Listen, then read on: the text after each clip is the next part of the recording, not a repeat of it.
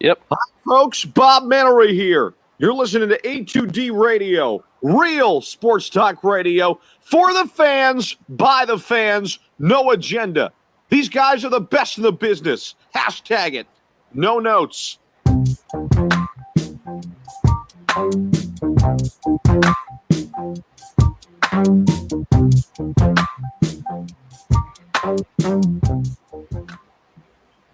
What is going on, A2D family? Thank you for tuning in to another edition of On the Road to Victory.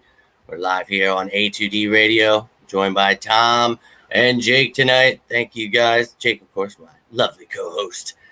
And Tom, I appreciate you coming on, but tonight's going to be a special one. A lot of things we talked about definitely went down, so I'm excited about that. All of you guys, thank you for tuning in tonight. Going to be an exciting Friday.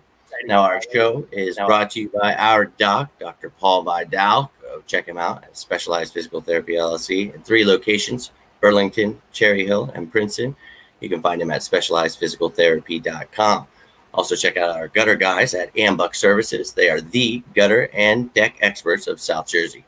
Give them a call at 856-879-5530. You can find them at Ambuck, A-M-B-U-C-K, services.com. All right, gentlemen, we all know what happened last Sunday. We're not going to try to harp on that too much, but we will definitely get into it. But we got a big matchup this Sunday against the LA Rams. We've got a little bit of injury news. We've got some big names coming back this week. Going to be a very big help. We've got the poll question to go over. We've got some great things.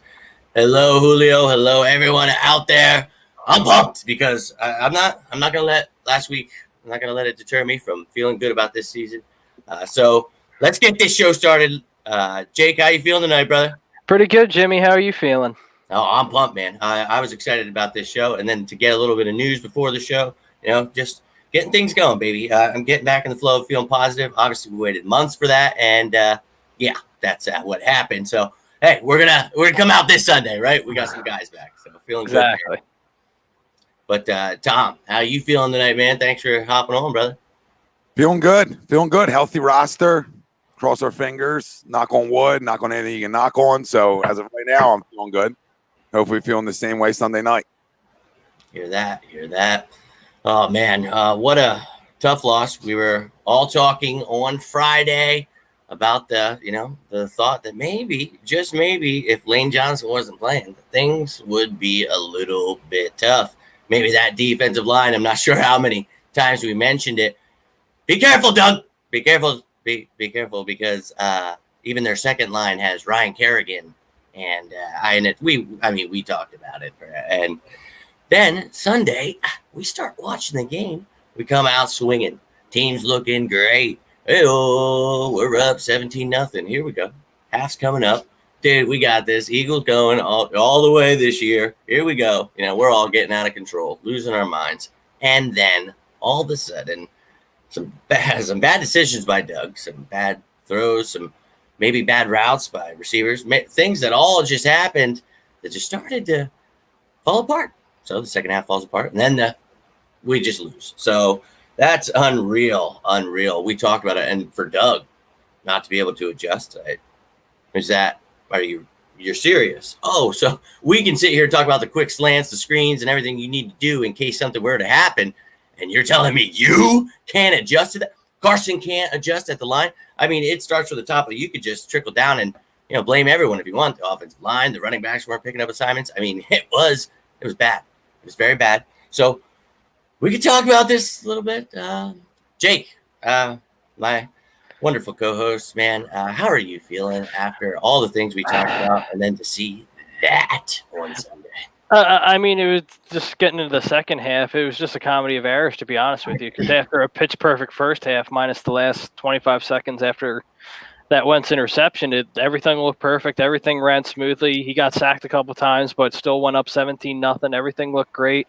And then it was just a complete and utter collapse on – I'm not going to say every side of the football because the defense can only do so much when you turn over the ball 3 times. And it was just – that being said – when you gave Dwayne Haskins a full field, he really couldn't do much. So, and I think when you look at the box score or whatever, they only scored from, I think it was like their 40, their 20, and like their 30. So it's just you take those turnovers away, we're possibly talking about a shutout. So hopefully they get it back together this week. And Tom's talked about it, and I think everyone's talked about it too, as to where Doug does this every year. He gets pass happy at the beginning of the year, and then we really don't see him start utilizing the run probably till late September, early October. Now, again, with Miles being back on Sunday and Lane being back on Sunday, maybe we see a little more commitment to the run, especially with Aaron Donald being there. So we'll see. Yeah, definitely, man. And, Raymond, we'll get to your comment here in a second. Drew mentions here, someone saying he's reached his limit. Come on. People are just out there in the media getting ridiculous with things. I think that's just reach. Yeah, you're reaching. Exactly. So we know how Jake feels about that. You know how I feel about that. That's ridiculous, guys. At one game, people overreact and losing their minds. So, Tom, how are you feeling after this? I mean, do you think let's burn it all down? Worst quarterback. Here comes Jalen Hurts. Here, Doug Peterson's gone. We're bringing is that what's happening here? Or are we being more realistic about this?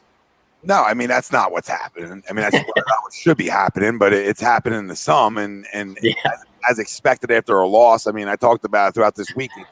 It's the same season every year where I feel like people are like, oh, Doug's overmatched. Doug's pass happy.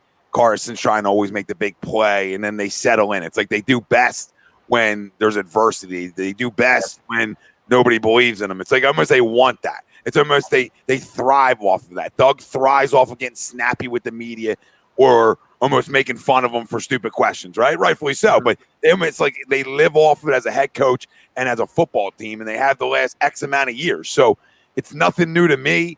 The only thing, what I'll say about this is Doug might reach his limit. Like, limit is what? What does that even mean? What does that mean? His limit of what? Just constantly going to the postseason? I mean, has that become a problem now? Super Bowl second year. Are we that stupid? We're going to the postseason every year is a problem, and that's reaching your limit. Okay, let me tell you something. Get your quarterback a number one wide receiver one time.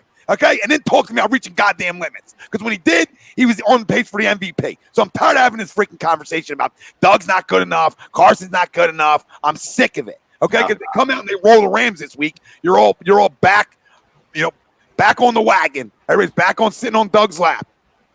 I love it. Love the passion because that's how it makes me feel. It's like, give me a break, dude. Like, you didn't see that we were starting two guys for their first games ever on the right side next to each other against that line. You kidding me? With, everything else we were missing. Miles Sanders, Eric Barnett, Hargrave's out, Alshon's out. Everybody's out. So you're looking at all these people missing. So it's like, I'm not going to use excuses here, guys, but we understand what's going on. So once we get these weapons back this week, we're going to get to see what this offense actually looks like. Jalen Reagor used a little bit, got a little bit, I think, what we talked about, exactly what we talked about. Maybe see one or two big plays, but I thought maybe he could have used a little bit more finding the ball to him or to Sean. But, when you're getting murdered and you're not changing your play calling, I guess that's kind of impossible. So, and it is what it is there. How does Howie done enough to help our Eagles? Well, I don't know. But right now, one of the questions earlier from Raymond was,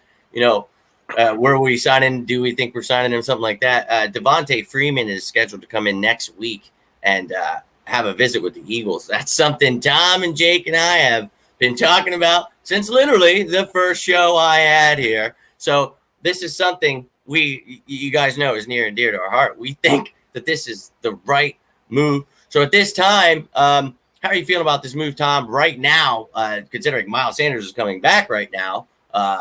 Do you think he's brought in, like, as that third down back? Did they come to a realization that maybe Boston Scott and Corey Clement weren't that guy that was second, like maybe you talked about? Or, what's going on there?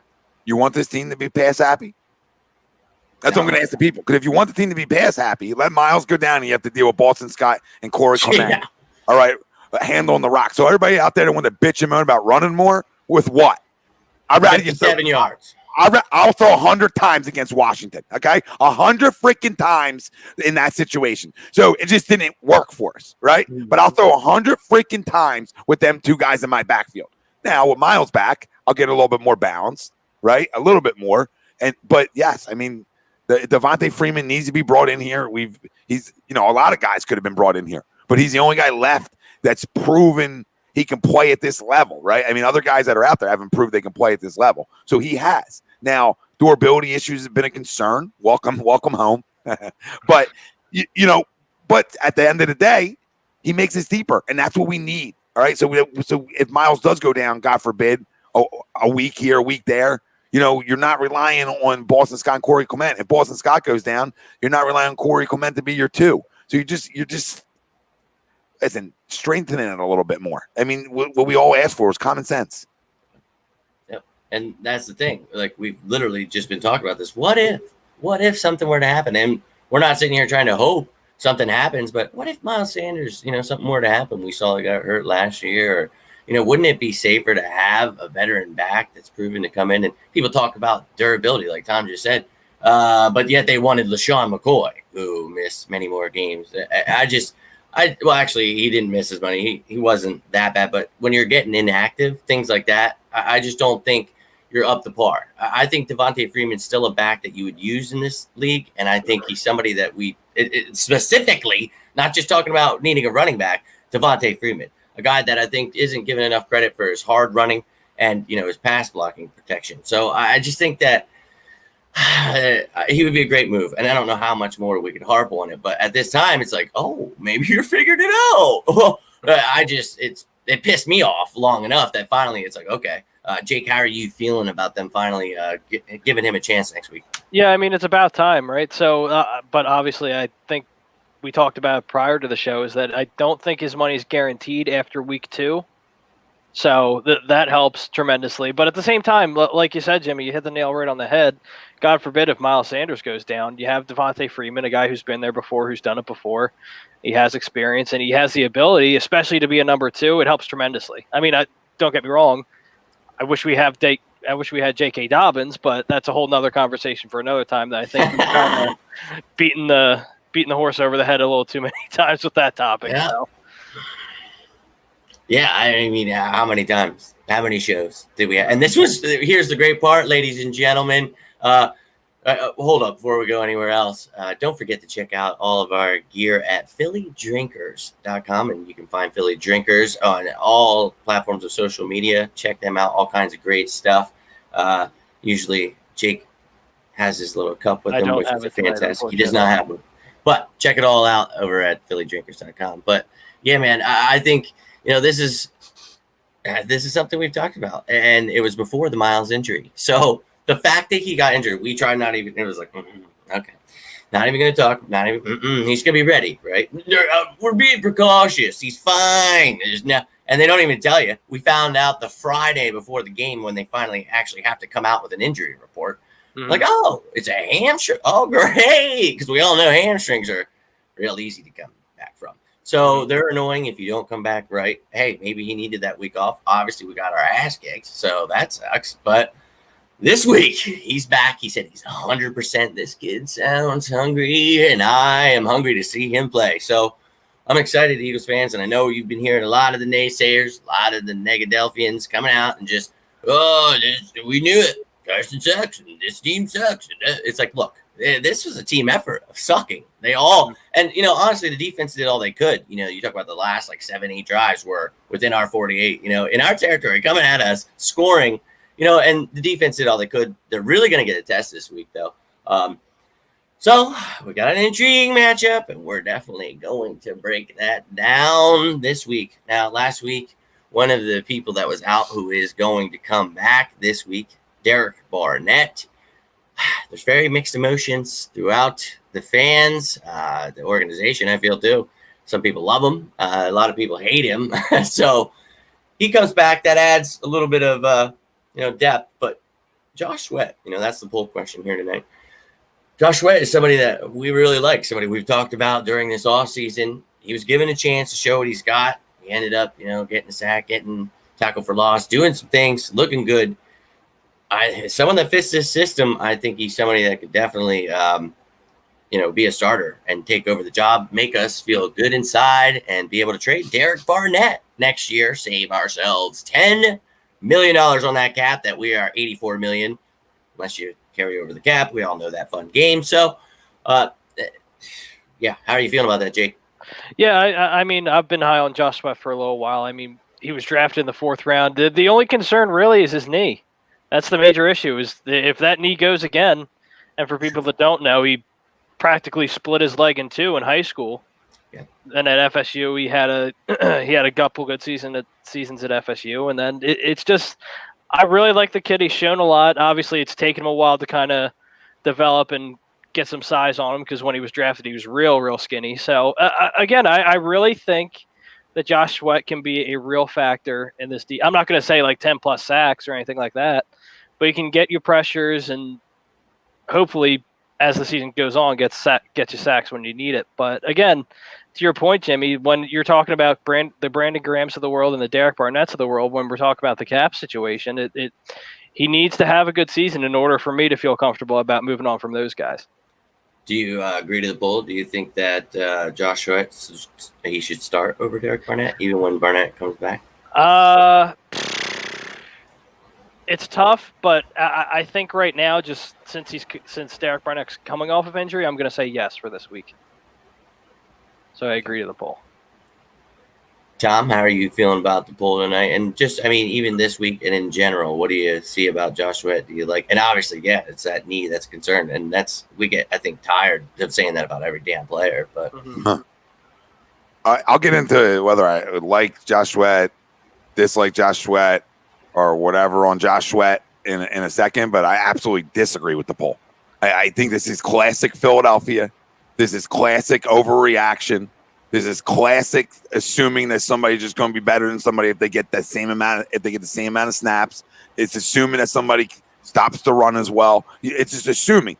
So it's too much assuming. This guy's the 14th pick of the damn draft. He's had moments where he's had flashes where he showed that he has a motor and get to the quarterback. He's had flashes. Now, has it been consistent? No. But at the end of the day, I mean, for me to sit here and say Josh Sweat should start over him, I think it's unfair. I think it's unfair. Now, should Josh Sweat be getting snaps? Absolutely. You know what I mean? Absolutely should be getting snaps. Yeah. You know, and I want him to be good.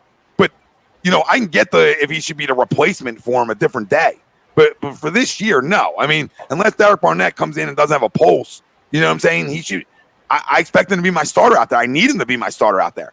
Right? Like, this is where I think we, not all us, but like where everybody gets lost is like, I don't need the other guy to start over the other guy. I need the one guy to be the guy he's supposed to be, and Josh Sweat can be a guy he's supposed to be, which is a situational pass rusher, right? Like situational pass rusher. Guy comes in, got a motor, can get around the edge. All right, that's what I want him to be used for. I don't want Josh Sweat getting 90% of the snaps. All right, I'd rather him get 30% snaps. Make sense? In big time situations where he can so he can use his motor for to help us. So no, I mean Derek Barnett started a lot of football games in this league. Has he been perfect? No. Has he lived up to the 14th overall pick? No. In terms of consistency, absolutely not. But is he still a good pass rusher in this league? And still, I'm not gonna say young enough to turn it around, but I mean this is like a make or break year for him. So you would hope he would come in looking to be dominant, looking to be the guy that people in this city tried to claim he was freaking Reggie White when we drafted him. I mean, you know, then it's hard to live up to them expectations ever. Yeah. But the guy has had one of the bigger plays in Eagles history and has been a part of some big plays in that run. So, yeah, does he drive you crazy going offside sometimes, etc.? Yeah. Has the injuries hampered him a little bit? Another player we're talking about? Yeah. So for both of them, they just need to complement each other because neither one's has been Uncle Health. So, you know what I mean? Like, they just need to complement each other. I want them both to be able to play and contribute if that's a fair answer. But because of his success, the more success he's had, I think he should be the starter right now. Now, talk to me in a couple weeks. You know what I mean? That could all change in a couple weeks. But right now, Derek Barnett's earned the carte blanche to come back and be the starter here. Yep. I agree with you. And so, yeah, I disagree with the poll. But in a sense, I hear what Jake's saying, that maybe he starts just because we don't know what Derek Barnett's health is. So maybe he's on a snap count, and maybe Josh Sweat has earned that with the sack, and maybe Jim Schwartz wants to be nice. But, you know, in the end, I feel the same way about Tom. You know, even if he gets hurt or whatever's going on, you use the 14th pick on this guy. You need to know what we have. We can't give up right now. Like, this is the year to find out. So this guy needs to be in there. And like Tom said, he has had his flashes. So this year you need to stay healthy. You've obviously missed the first game. So from here on out, you stay healthy and you show us why we took it. And, you know, you hit the nail on the head, Tom, when you said about the Reggie White. And he didn't get the fair deal. I mean, but when you go ahead and you go to the same school as Reggie White and you break his sack record, people start, you know, talking. And then you get drafted to the Eagles. I mean, whoa. So, yeah, you expect more. We expect more. So, but the Super Bowl, man. I mean, all the things he's done for us. So I'd love to see him pan out, man. That'd be great. You know, don't we want that? We talk about how important a pass rush was all offseason. Then we get Vinny Curry back. Vinny Curry. Oh, yeah, we didn't even get to hit on that yet. Now Vinny Curry's out for the next 3 weeks at least. So wonderful. We talked about bringing in a guy, and it didn't have to be a younger guy. We talked about just playing, you know, a certain snap percentage. But here we go. So we lose Vinny Curry. Now we're left to the guys, Casey Toohill, Jannard Avery. So intriguing, but Derek Barnett's back. So that is good, guys. We got to remember what the hell we're dealing with behind Brandon Graham. Brandon Graham just had a concussion too. Luckily cleared concussion protocol, and he will be good to go Sunday, it looks. So that's wonderful, wonderful news. Guys, thank God, because it looks so grim. Not only did we lose, you know, but everybody's hurt. And, you know, we did lose Vinny Curry and Craig James to IR. That's unfortunate. You look at our special teams, an area where we had kind of been lacking, right? So losing him that's the only thing where Craig James is important. Somebody was like, oh, we got to go out. We're trading for a corner now. I'm like, look, dude, Craig James didn't play a single snap on cornerback. And Crevon LeBlanc, your fourth, only played 10, okay? It's not as serious as a lot of people think. Like, you got to have this guy and this guy. Like, dude, simmer down on all. It's going to be all right. And I think, you know, we'll figure out with some of these younger guys that we needed to play special teams anyway. So how are you feeling about the injuries, Tom, to Vinny Curry and obviously Craig? I mean, just how are you feeling about that? And how are you feeling about the ones we actually gained? So this week it's actually – we only lost those two, and we gained Lane Johnson and Miles Sanders on offense. And on defense, you get Derek Barnett. And the one I really want you to talk about is Javon Hargrave. Finally next to Fletcher Cox with Malik Jackson. I cannot wait for that. How you feeling about it? Yeah, I mean, I would trade them guys being banged up for these guys being healthy. I think we all will. I mean, I would, you know, Vinny, I would like to have in situations. You know, Craig James, I could give a rat's ass about. You know what I mean? When they signed them, I said, who? I mean, why? Yeah, exactly. Well, you know, so whatever. I mean, Craig James can go, no disrespect, but bye. It's been real. But getting Hargrave back, it's gigantic. I mean, this is already a defense that flat out stops the run without linebackers forever. All right, that just flat out. How crazy is that? And that's because of, you know, I rip Fletcher a lot, but he's a great run stuffer. He blows a lot of stuff up. Brandon Graham, a great run stopper. I mean, when your DNs want to tackle and your D tackles are aggressive, and now being able to, we talk about pitch counts, to be able to limit pitch counts with Malik, to be able to limit pitch counts with Fletch, to be able to limit pitch counts with Hargrave is a win-win for this front. You know, our most success came when we had two lines deep. So, you know, the other night people were making fun of, like, oh, well, who cares Vinny Curry, sir? I want to be so deep there where I don't even got to see him then. You know what I mean? But I'd rather just be that deep there. So, like, I'm not going to argue Josh Sweat or Derek Barnett. I need both of them to play, right? So, you know, when it comes to our three tackles, I need them both, all three of them to be healthy and be able to feed off each other, which I think they will. And, you know, it makes this defensive front so much better. They'll already go with what I think is a good secondary. And when you got guys like that in the middle of your defense, it makes it so much easier on the linebackers. And that's why I'll never agree with what's out there, right? Like I'll never be like, yeah, that's good enough. I'll never agree with it. But I'll tell you that's why I didn't get away with it. Yeah. But that doesn't mean you ignore it like they have, right? Because there's no excuse for that shit. But this is why they get away with it.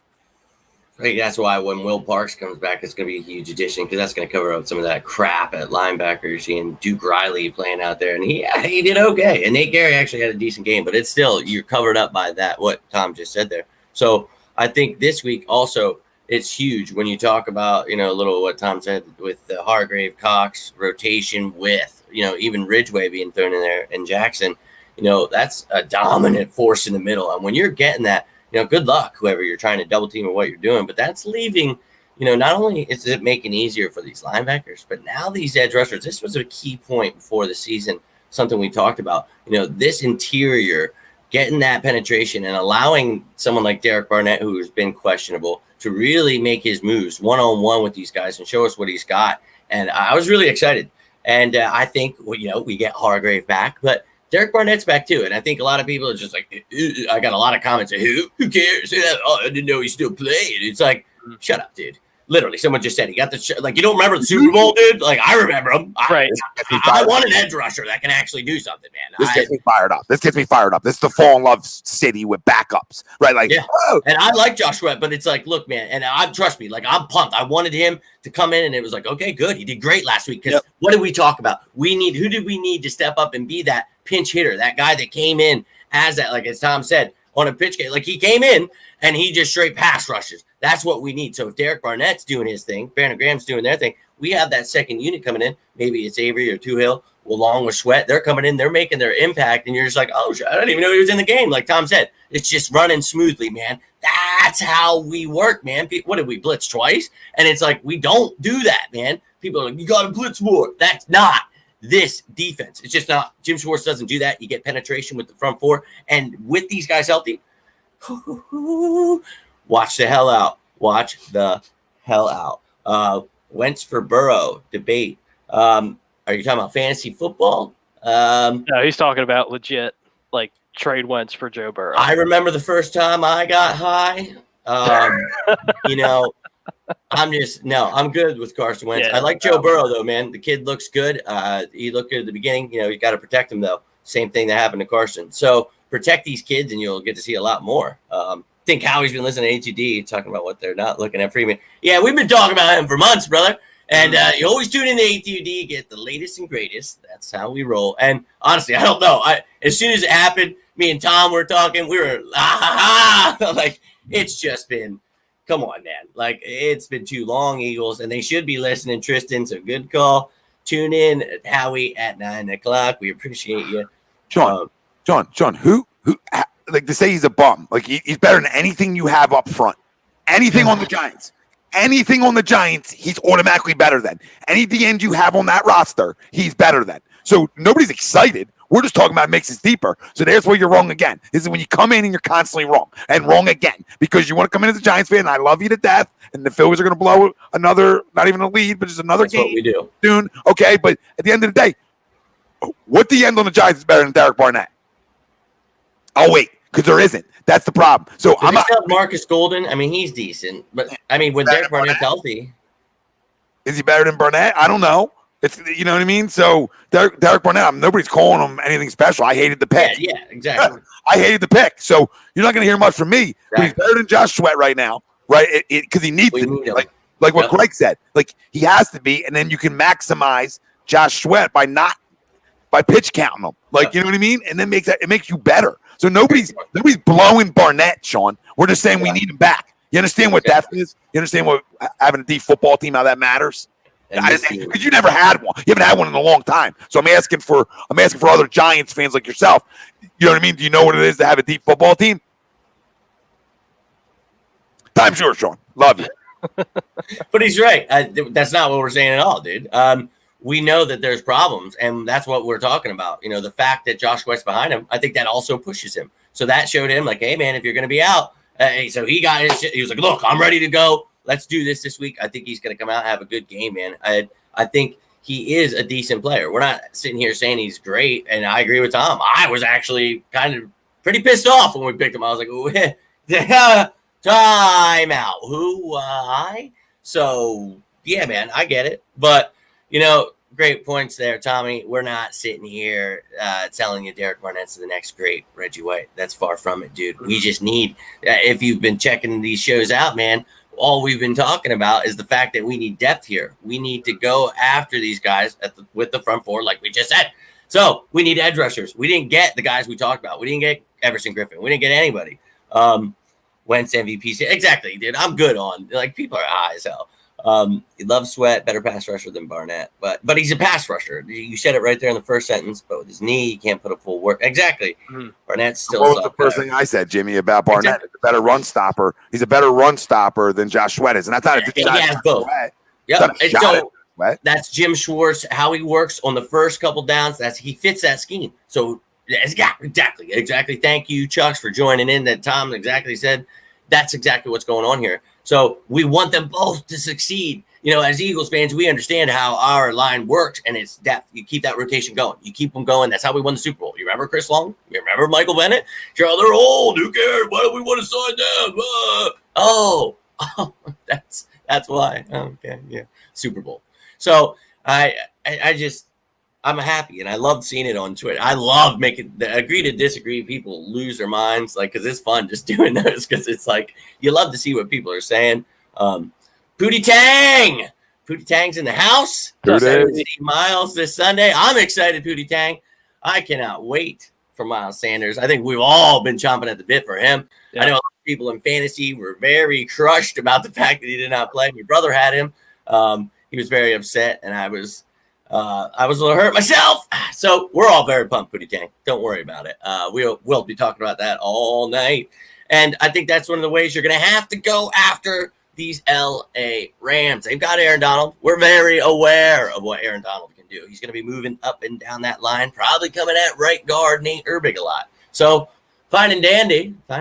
But these guys can use those quick screens we talk about, all those things we talk about, a lot better when you have someone like Miles Sanders back there. So I see him having a huge game, not only running the ball, but also catching the ball out of the backfield and really helping this team out. So how are you feeling, Tom, about Miles Sanders? You see him having a big day on both. How do you see them using him? How should they use him this Sunday?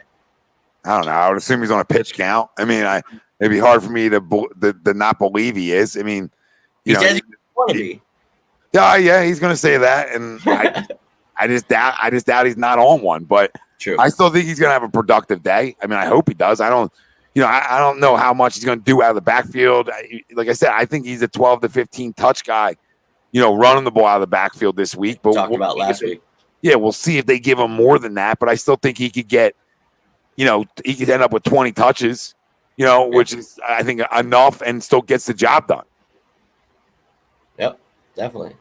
And I agree. Jake, how are you feeling? We'll get to you in a sec, Sean. How are you feeling about that, Jake? Yeah, no, exactly what Tom said. I think you're gonna see him on a pitch count 12 to 15. I think you're gonna see him more out of the backfield than anything this week, just with all the. Hopefully, Doug comes up with some mismatches, rolls Carson out of the pocket like he should. Those linebackers. Yeah, I'll take a chance, Jimmy. I'll take a chance. That's my only knock of him, Jake. On Sunday, is my quarterback like Mahomes-ish and like the other ones in the league. Like, he does best when he's moving around. Exactly. Get creative and move him around. That's my only knock from Sunday. Is why, like, his best throw, one of the best throws I've seen, and his best throw as a pro last year in Washington was on the move. Yep. Now, you don't always want to be on the move because you're eliminating a side of the field, right? Right. So, but you got to still mix him in, sprinkle him in a little bit more than you did Sunday. Yep. And I'm good with you. I got no problem with taking shots, but you got to get this kid on the move more. Right, absolutely. And that's my big thing. It's just, sure, I don't want you sitting there with Aaron Donald in your face. That's the last thing that I want. Now, again, Aaron Donald hasn't had much success against us, but again, any given Sunday. So have him run outside right behind Lane or just misdirection plays. That's all you need. That's all I want. Just misdirection plays, maybe a screen to Jalen Reagor. You're going to see screens to Miles Sanders. You just got to mix up the playbook a bit. Let Carson play his game. That's all I care about. Just let him play his game. I know everyone's worried about him getting hurt and stuff like that, but he's the best when he's outside of the pocket, and the stats show it. He's the best when he's out of the pocket. Now, again, he can pass from the pocket, but again, you have to let him just sometimes go out and play wild a little bit. Well, I mean, that's exactly right. And I sat there and it's like, who do I blame here? Because it's like, all right, Doug, what the hell are you doing with the play calling? It's like, you know this isn't working. Roll him out. Do that. Like so many things we sat here and said before the damn game, and then they were happening during the game. So I'm like, this is a nightmare. It's a nightmare, right? This is not happening, right? So you got to do that. You have to figure out ways to get these guys involved. You named Jalen Reagor. That's something we talked about a little earlier. Yes, and more. Yes, get everybody involved. Maybe Deshaun Jackson a little bit more increased because of, obviously he gets injured all the time. So Doug pretty much came out and didn't say those words exactly, but came out and said, that's just how it is. And, whatever that comment someone just said about getting to Miles in the flat screens like that. Exactly. If Aaron Donald is breaking through and getting to you right away, well, okay, dump it off, man. Let's not get Carson killed. Carson learn how to roll out. So I'm like, who do I blame here? Because Doug's not play calling, but Carson, if you're going to hold on to the damn thing, at least roll out and do something with it. Instead of sitting there, just killing me, man. Chris Hiller on Facebook put the blunt down. What did he say? I missed it. I'm sorry. If at the end of the year, worst record off your number one pick, Lawrence, what? Wait, what? No. Look, man, Carson Wentz is going to show you this week. Just tune in. You're going to see it on Sunday against a really good team with one of the best corners in the game, Jalen Ramsey. They got a really good young safety in Josh Johnson. No, Jalen Ramsey's still one of the better corners in the game. You got to admit that. I got to look at this deal, though. I mean, I can't just pass it up. You guys just, What did he say? Number one pick? You're going to have to do more than a number one pick. You're going to have Wentz. to throw. Wentz would have to really suck this year. And I don't think that's going to happen. The number one pick would be Lawrence. So let's be real on who the number one pick would be. Right. So yeah. I'm not saying that you won't get more out of it, but you guys don't even think about that?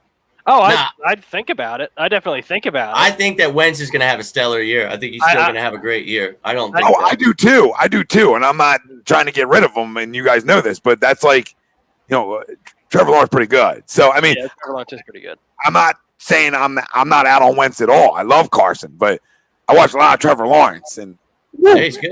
But guess what? I'm not going to get into this stuff because I'm going with my quarterback. Yeah, and we talk about what he's done. 72 touchdowns, like 2 interceptions in the red zone. Somebody that gets the job done when it's needed. We just need to get weapons around him. Looks like Reagor is really great. Let's find ways to get him the ball. Let's do these things. I don't know if he is. I don't know if he is. I don't know, guys.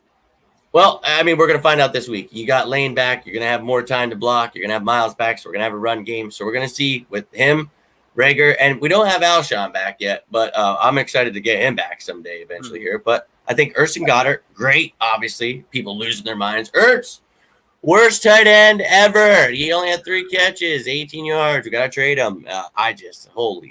We're built to win with Carson. We put weapons around him. And I agree, but here's the thing. You need other people to step up other than just someone like Reagor, and we have no idea yet what we really have in Reagor. He's played one damn game. And you have to wait to see. Deshaun Jackson will be gone next year. Jeffrey will be gone. So with the future thing, I don't know, man, because Arcega-Whiteside, they had one play for him, and he was covered. So they give it to Ertz. He gets a touchdown. That's great. He doesn't do anything else. You're telling me all he was used for was blocking? Now, I get it. Carson didn't have time. Nobody was doing anything. But here's the thing. If that's the future, well, then we're screwed there. So we better hope to God that this kid steps it up in week 2 and does something. Because if not, everyone had their struggles, though. Reagor had his struggles. Hightower had his struggles. Everyone, other than like Greg Ward, just sneakily always gets his little catches in, and you love that. But nobody's going to like this, guys. Nobody's going to like this. But we don't as constructed, and I'm even talking about 4 years down the line right now. And the people out there don't have to like it. There isn't a number one wide receiver on this roster, and I don't give a crap what anybody wants to tell me. All right, I watched Jerry Jeudy run routes the other day. That's what you need. There's a lot of guys who can break over 50-yarder. Okay, there's a lot of guys who can do it. I think he could be a good second receiver in this league if you have a one around him. Okay, but from the route running perspective, you either got them feet or you don't. Yeah. All right, and that's what's concerning. Like, yeah, you can go over top. Awesome, got no problem with that. We need that. Okay, but we overvalue what's on the outside, and we overvalued it week 1. We really, truly did. When you talk about rookies, when you're talking about second-year guys, and then you're talking about Deshaun Jackson, like all the way down the line as a fan base, we overvalued what's on the football field. Now, can that change? Maybe, but I don't believe there's a number one legit wide receiver like top 5, 10 in football on this damn roster even 5 years from now. So how are we really helping our quarterback? Like, what quarterbacks win without stud legit ones? Well, again, you can, if you want to talk about getting number ones, you can talk to Harry Roseman about dropping the phone on that one. Could have had DeAndre Hopkins. Again, don't get me wrong, they wanted Miles Sanders in a second, but no disrespect to Miles at all, but running back's a disposable position. I can get another running back. If you're talking about getting me DeAndre Hopkins, woo! And you see how much it hurts Deshaun Watson right now without DeAndre Hopkins. He had the most catches in his career, his first game with Arizona, 14 of them. Yep. Almost had 200 yards. Yep. Doesn't matter what quarterback you have, whether he's good, bad. You know how many quarterbacks he went through when he was in Houston? I think he went through the thing. 5. To be that good with that, he was trash. still dominant. Yeah. Still dominant. It didn't matter who threw the ball. Well, I think to Tom's point. You think it helps Kyler Murray's development? Well, exactly. Well, that's the thing. When you talk about Adam Rager, I think the thing is, we talked that you needed to have someone else that's a big guy that was at least decent. It doesn't need to be the best, but I still think that Jalen Reagor, given some time, will be our number one receiver, but not in the sense where he's, your big body receiver. I think he has great footwork. He just needs to settle some things in, and I think Jason Avant talked a little bit about that, and Aaron Moorhead, I heard today, talk about it. Just some rookie things where he was making mistakes, and I get it. Like, they haven't had any preseason, anything like that, and we've all just been saying, don't get hyped over training camp. We're going to see these young guys especially struggle to the start of the season. So I'm not trying to read into it either way. I'm not trying to get too excited, not trying to get too down on it, but I think, if Carson would have hit on some of those more throws, it would have been okay. But, I think people were missing the fact that Rager could have tracked one of those a couple times. I think that interception Rager could have helped out more. So he definitely had his flaws. So that's very concerning for sure. Faded 5 yards. 5 yards from where he broke. He faded 5 yards off of that route. So it's not okay. So it's like he needs to be taught up, and we need to see this week what these guys could do. And if he doesn't this week, then I'm going to be pretty concerned. But, that first game, I said, and I didn't know we were going to lose, but I said, I won't be too rough on the team if they struggle a little and are sloppy, and make it a close game. Well, yeah, I didn't realize it was going to be. Well, Jimmy, I don't want anybody to take this the wrong way. I'm not saying that this kid won't have a skill set. I hear what you're saying. And be able to play in this league. That's not what I'm saying. Not even a little bit. Okay? Not even a little bit. He could average 24 yards a catch over his career. Who knows? You know what I mean? But just not be a guy who's going to give you 70, 80 receptions a year, right? Which is what and Sean Spielman can shut the hell up, because it's what every franchise quarterback outside of Tom Brady has consistently had number one legit wideout. Yeah. When Carson Wentz was on his MVP run was when Alshon was a legit number one wideout in football. And what did it do for everybody? Nelson Aguilar looked like he could play. You know what I mean? Yep. That's how much of an impact having.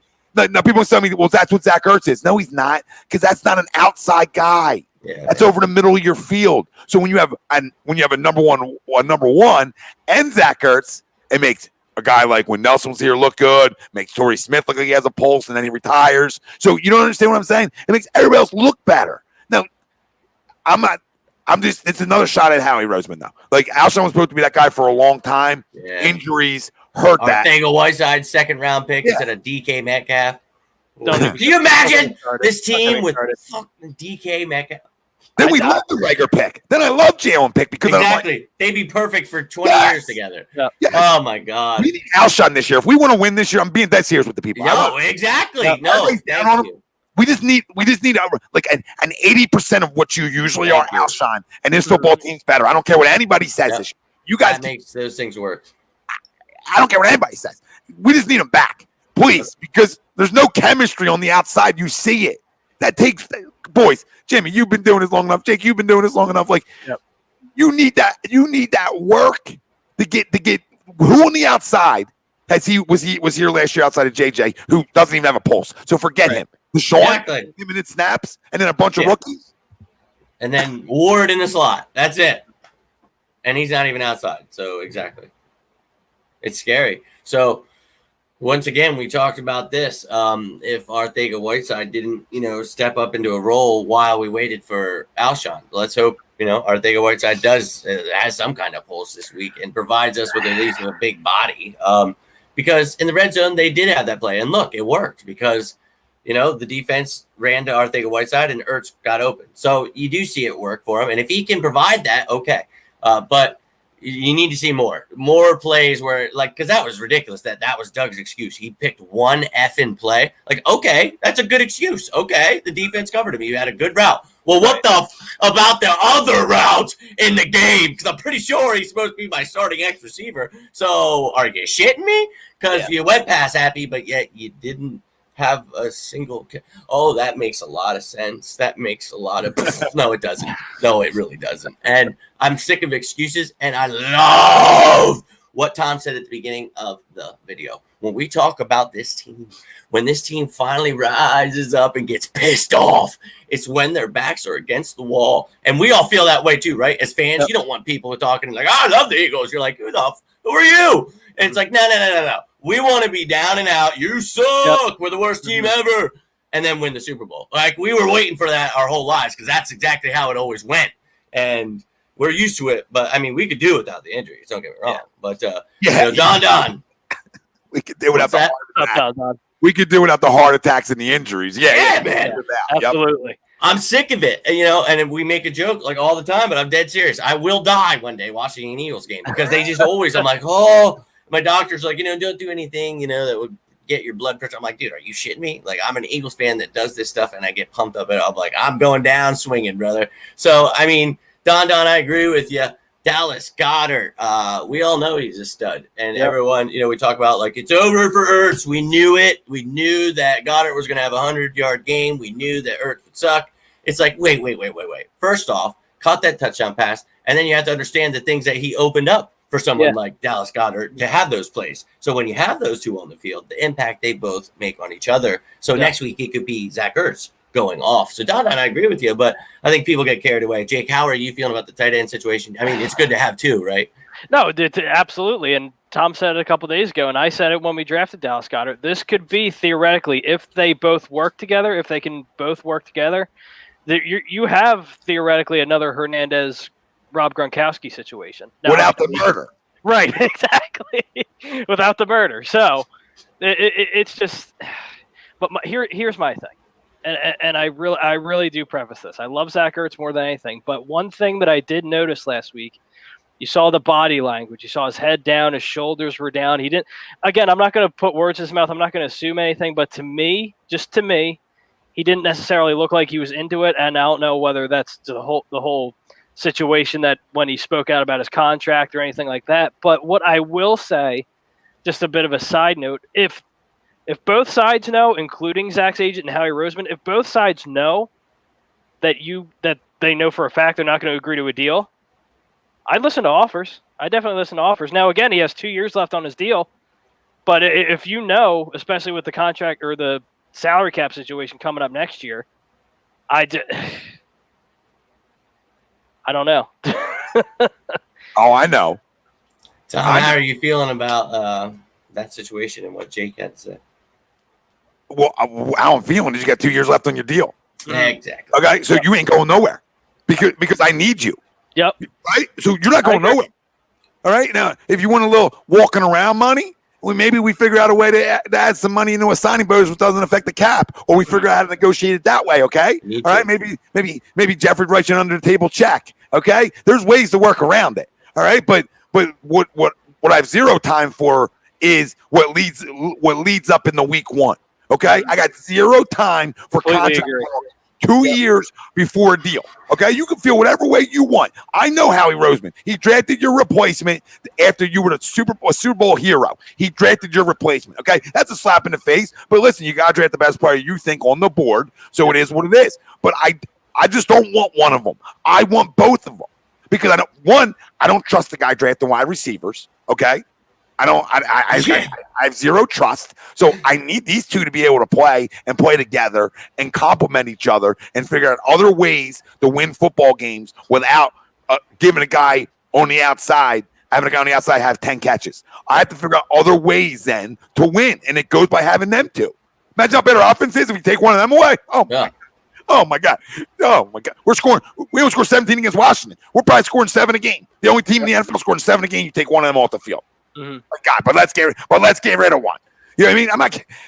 Dallas Goedert could be freaking Jason Witten for the next 10 years. All right, I'm still not getting rid of Zach Ertz. Yeah, two different kind of prototypes, and a lot of people say like, oh, see, he can do this and that. It's like, dude, he broke Jason Witten's record with. Oh no, he didn't. even with Goddard there. I don't care, man. Ertz is, he's Carson Wentz's favorite weapon. So I'm excited about seeing Goddard step up, but I think they both can. But hey, Don, if you've got him in fantasy or something, and I'm not trying to deter you from playing him or anything like that. I think all I'm saying is each week, I think, to Tom's point, it's great having two of them. So you're going to see them both make it easier for the other. Who has the right route called on the right play? Who's in the right place at the right time? So you never know. And that's the great thing about fantasy. And that's a great thing about talking about it, because we're just literally sitting here trying to guess, guys. And we're just trying to have something to talk about, And dude, Peter, I wanted to touch about what Tom just said there. Like, are you kidding me? A week, like literally right before week one, the days before. And dude, we talked about it last week, but this pissed me off probably more than anything. Like, I don't care if you've got some kind of strife. I really don't. But right before week one, that's some prima donna shit. Leave it for the receivers.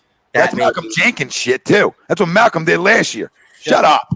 Yeah, Shut man. up. Right before, like, you cannot, like, and I'm not telling you what to do as a man. Like, people say that, like, you can't tell someone to do. It's like, I'm not telling them what to do with their money. I'm saying don't be an asshole. You're on a team here, pal. And we're expecting to be the Philadelphia Eagles, where these guys like Lane Johnson are going out of the way to say, hey, you know what? Let me restructure, because I know that's going to help us not only this year, but next year. So that's the kind of team moves I expect. Not all these moves all of a sudden where you got Ertz crying like a baby. Effing JP coming in weeks after he signs a deal. You're telling me that you signed and didn't have something in your contract? That's almost asinine. I mean, your agent should be fired. That he didn't have something in there, that if you played left tackle, that you were to get some more money or some kind of incentive, something. But then you got to throw a little tantrum. Then you got people like Ertz seeing that. Oh, well, you know what? I better get my money. So you're shitting me.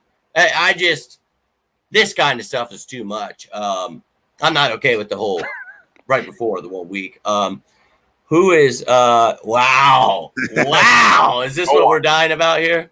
To go on. Yeah, that's what damn. I guess if I have to, I'm marrying Roseman, just because I know sometimes he can be good to me, and there are going to be rough times, but that's just part of marriage, you know? He might get you a good deal on the honeymoon. He might. Sure. But I'm not choosing the other ones because that's just way too messed up, man. He might trade your engagement ring, though. Just saying. Fuck Elton. And Quintax is dead. I can't take. Yeah, I'd probably have to go for. I'll stick with Tom on that one.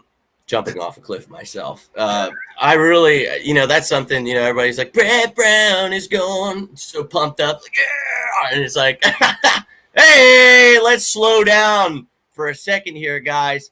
Elton Brand still sucks, and was the great mastermind between not bringing back Jimmy Butler and Al Horford being here. So I'm going to pump the brakes before I get excited about anything. You got two generational talents, and you're wasting them. And I talk about Mike D'Antonio, and that's like a straight 7-second offense. Like, you don't even have shooters. Oh yeah, it's a great idea. Sign him, sure. I'll jump through this wall, dude. I can't. I really won't. I won't deal with that. But back to this point, Gator Country says here, Carson needs to be outside the pocket. That is something we definitely talk about it. Doug has to open it up. So yes, this is what we said, and that's why I'm not going to blame it on one person. This was the whole team. And it stems from when you're watching the game. If you rewatch it, like you sit there and you're like, okay, well, Doug should have. Okay, well, Carson should have. Okay, well, the line, and you're like the running backs. There's so many times where these guys should have been helping each other out, but it stems from the top. Doug should have been calling certain plays. Shouldn't have been in a situation at the end of the game where they're in your territory 7 times. That shouldn't be happening. But then Carson should be checking down, doing things. So it's like, don't raise my blood pressure. Dude, I'll always raise my blood pressure talking about the Birds, and I love every second of it because they get me like this. They always will. And I love that, man. It's just, but damn it, I don't love it when it's every game. It's like, why, dude? When I marry Brand, he's giving money out. That's a great point. I don't need anyone giving me money, though. So I don't need him. I did enjoy him as a kid watching the Clippers. Darius Miles, Corey Maggette. They were entertaining to me as a child. Ola Candy, Andre Miller. Will the new guard they signed this week play? I don't think Jamon Brown's going to come in unless Urbic gets straight annihilated, but I don't think he will. He was actually the highest graded lineman on our offensive line this past week. He allowed 2 pressures.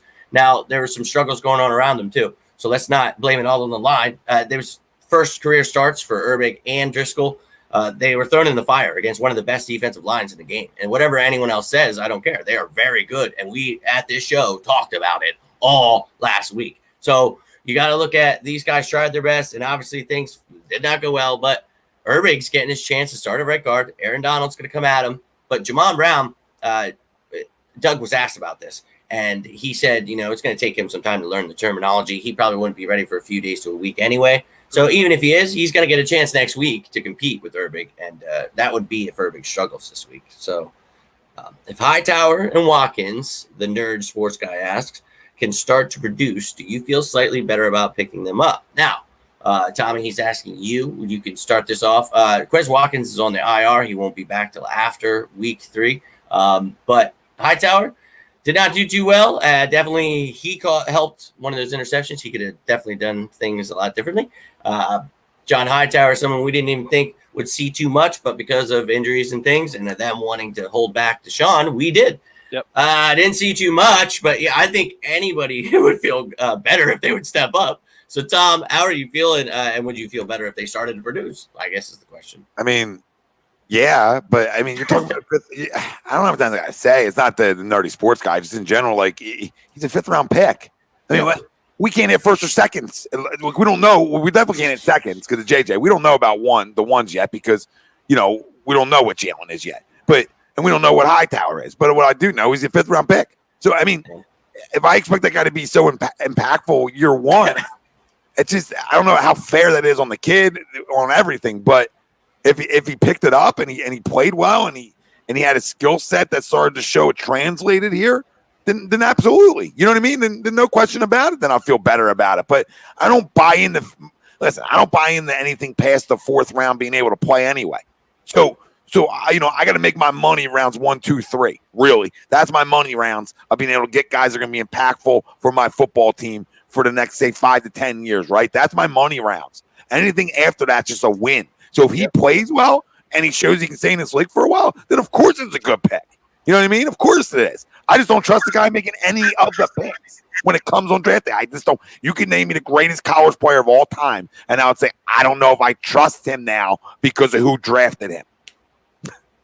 Yeah, and I hear you, and I know you're very skeptical of Howie, and we Bo all are because you know what I mean? It scares you because that's Howie, and he's great with money, he's great with trading and doing wonderful little things, but drafting, dear Lord God, it's very scary.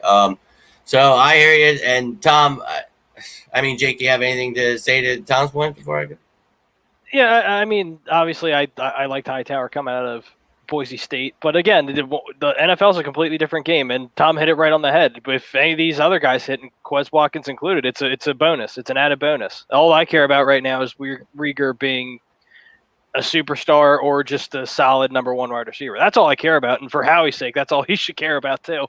Yeah, and that's the thing, So I like how Tom said, we would of course like him to produce. You need him to produce. So if we have production, and he's only, like Tom said, you can hit in the later rounds, but you're not expecting too much. You shouldn't want to. We need Alshon. That's something that we talked about earlier. Alshon coming back would make this much better. But where I think Hightower could definitely help, actually, is with someone like Craig James out. I would love to see John Hightower show that he really wants to be on this team and go help out on special teams. Yeah. So I'd like to see someone fast like him be in that edge and, hey, go win your job then, man. Maybe next year you'll get a chance. Like, keep fighting.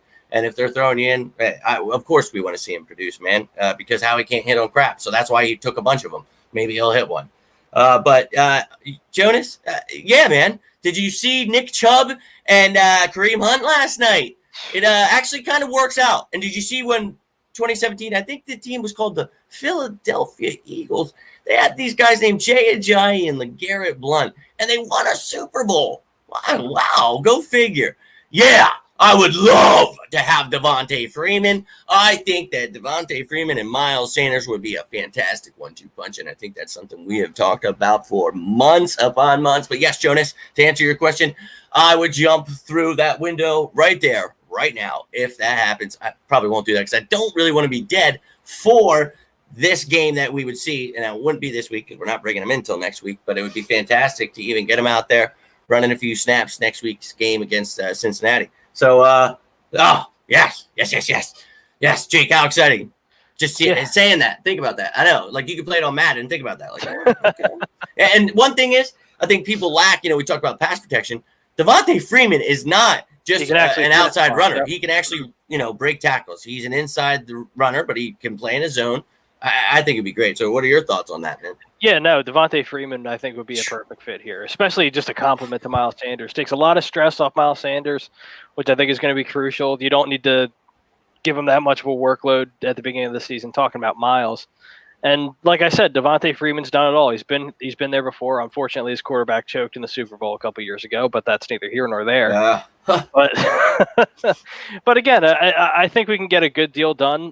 Again, a couple weeks ago, I wanted Leonard Fournette after I saw the money that he got.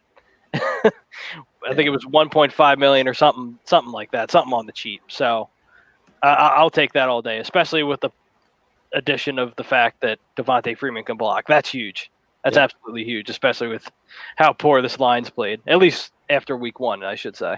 Yeah. And he's not the best, but he's an upgrade over Boston's guy and Corey Clement, and it is something I like in his game, and it's like, we're looking to improve. And how dare you, Philadelphia Eagles management and coaching, sit there and tell us, oh, yeah, we're getting our ass kicked, but we're going to limit Deshaun Jackson. Mm-hmm. You're telling me that you're going to bring back your future running back, not just your now, like for this year, like for a long time. You're going to, put him at risk, and you're not going to limit him too. And I don't mean limit him. Like, we still want him to be the workload, like get the carries. But look what the Browns did. Nick Chubb got his, and Kareem Hunt still came. Are you telling me you can't dominate in the run and pass game with both your backs that can do both those things? Yeah. Tom, if you're there and you want to say something to Jonas about that, just thinking about those two together, something we've talked about a lot. You feeling any way about it? Yeah, I mean, listen, we're not getting Barry Sanders. Don't get me wrong, guys. Yeah. So, I mean, we're getting a guy who, last year he only averaged 3.6 yards a carry. Okay, which is fine, right? But what he gave you was 60 catches out of the backfield. You know what I mean? 4 TDs out of the backfield. So he still brought that. So he still showed that burst. But I mean, you're talking about a guy who averaged 4.2 yards a rush his career. So I mean, the ability's there. I think in a limited role, it's going to be there more.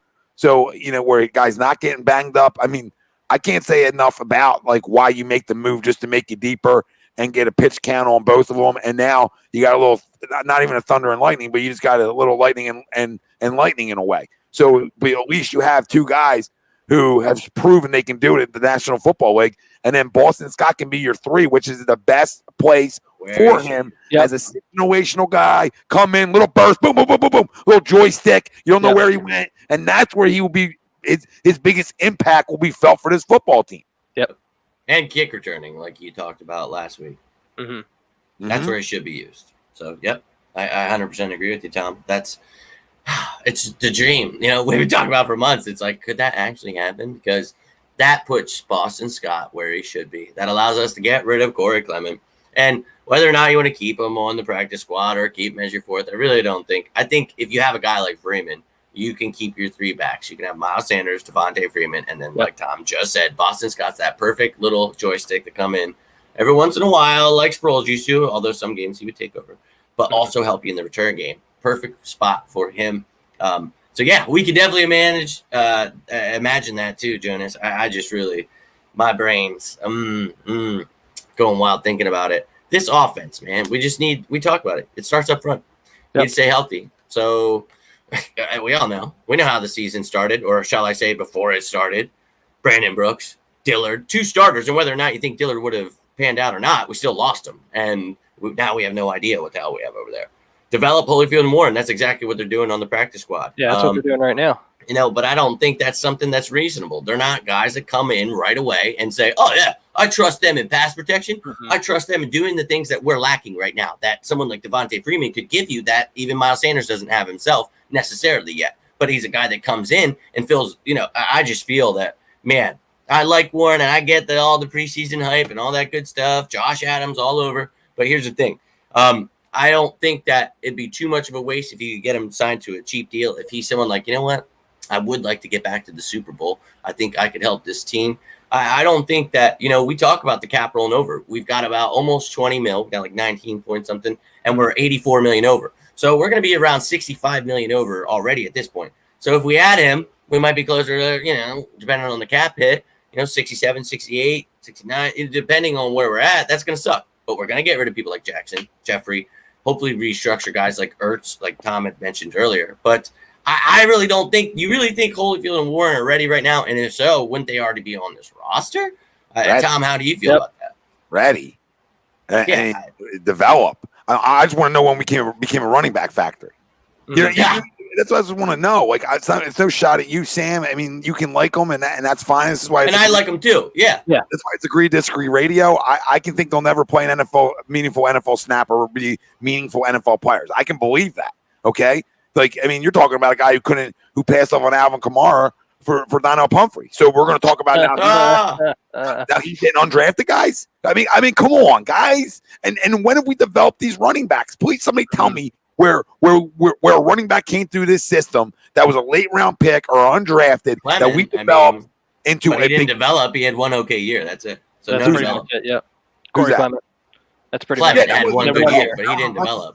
That was a rookie year as your third, fourth running back. I mean, not as a one or a two. Magical year. Yeah, no, I hear you. It's true. We didn't get a back that you developed. I hear what you're saying. It's not a guy that he's not our back right now, right? You know what I mean? He's not our star. He didn't develop into something. He's now saying, shit, am I getting cut? That's what he's sitting there doing. So, yeah, he didn't develop into anything, but it was nice that year. I mean, he helped us. Another guy. They both stink. I don't know the nicest way I can say it to the people without being rude. They both freaking stink. And Holyfield and Warren.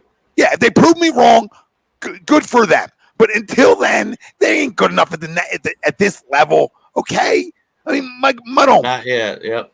You're gonna take some time on the practice squad till you get to show anyone anything. So even before that, it would take something magical. Because look, dude, you're telling me that these guys are so good that the Eagles went and picked up a claim on a guy named Joseph Huntley that none of us knew who the hell he was. Yeah.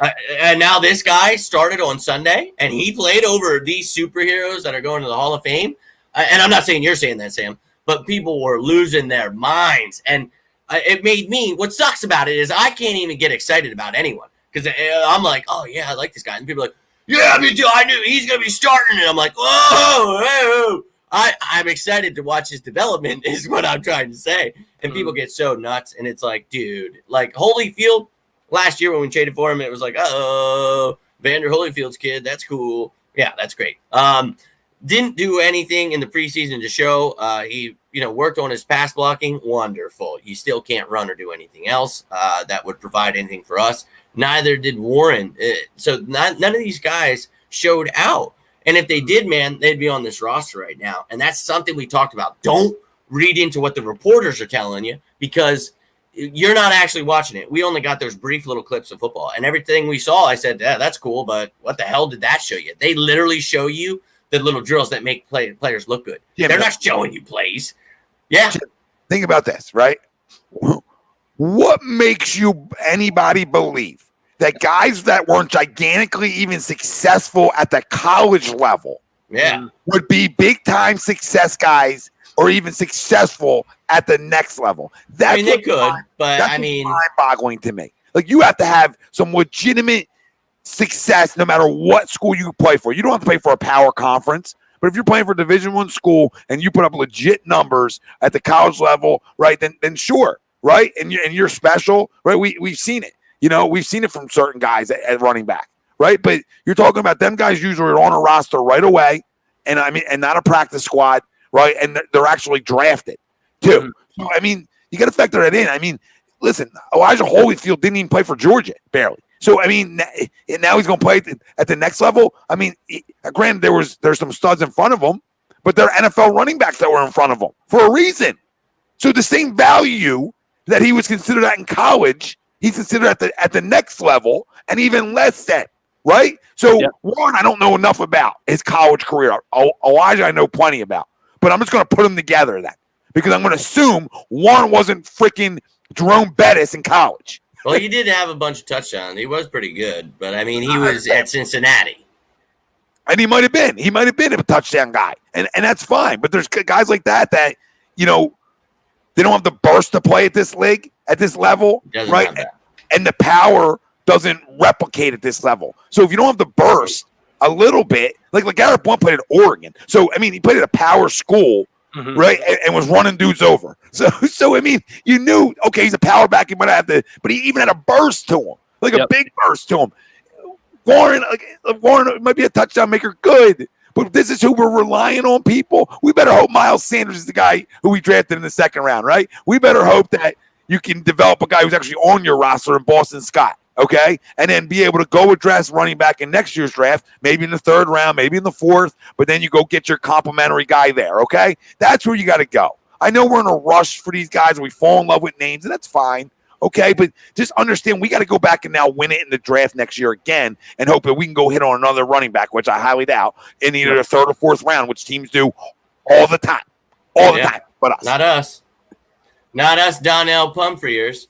Nope. Get pump faked. It really sucks because there's been some really great names, Kamara. A lot of guys where J.K. Dobbins we could have had and made quite the 1-2 punch. I would disagree with you there, Sam, on saying that we can't rely on Sanders in power running situations.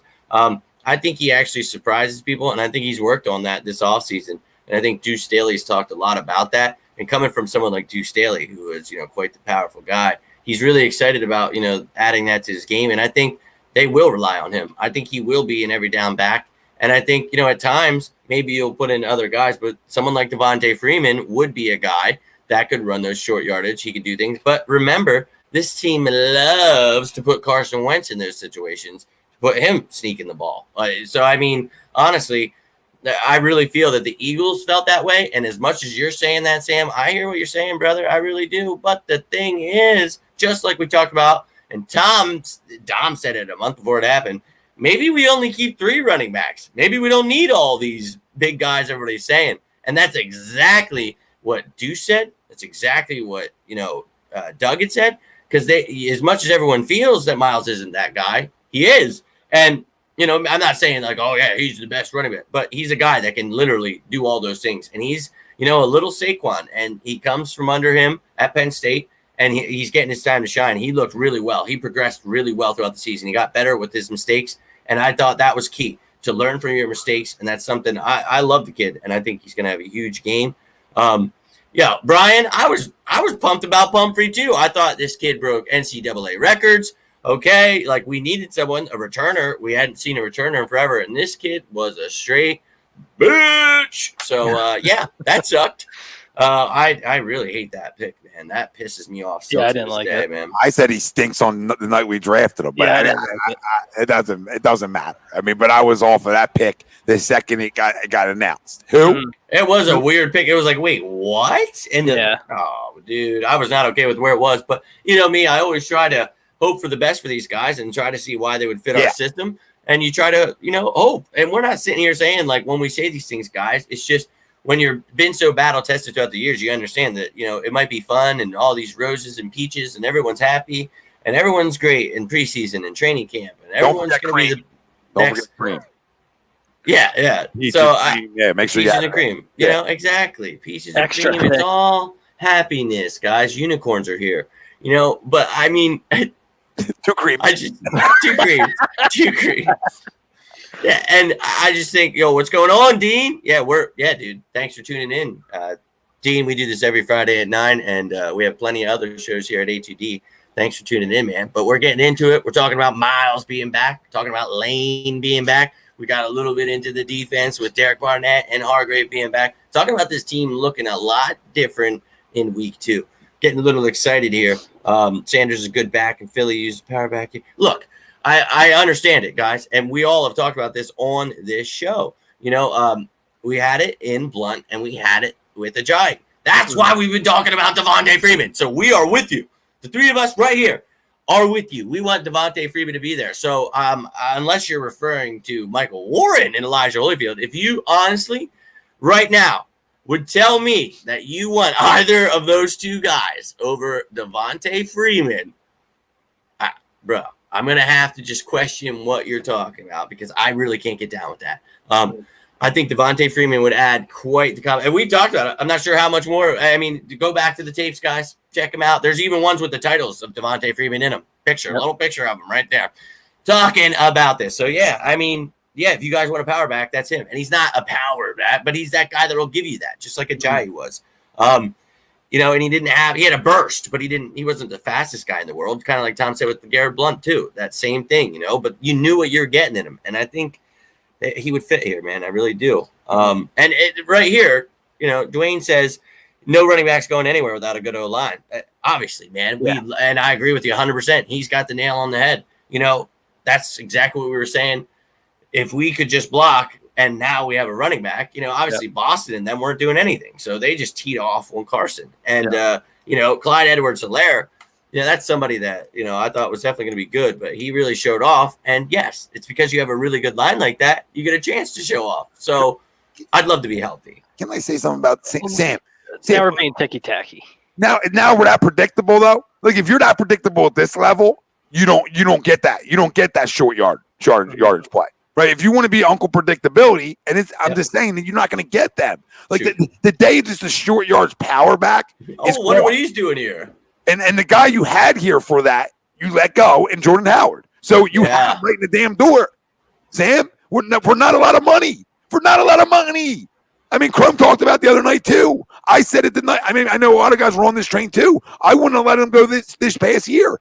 I bring him back. Because I want to be the Thunder and Lightning was so important to Miles' success, too, that people don't want to treat it like that. But Jordan led the league in yards after contact. Yes. I mean, come on, man. We let that guy go out the freaking door, and we're going to have a conversation about Warren and fucking Holyfield. Sorry. No. And, Sam, don't take it personally, man, because this was something that's been a topic for, weeks and weeks and weeks.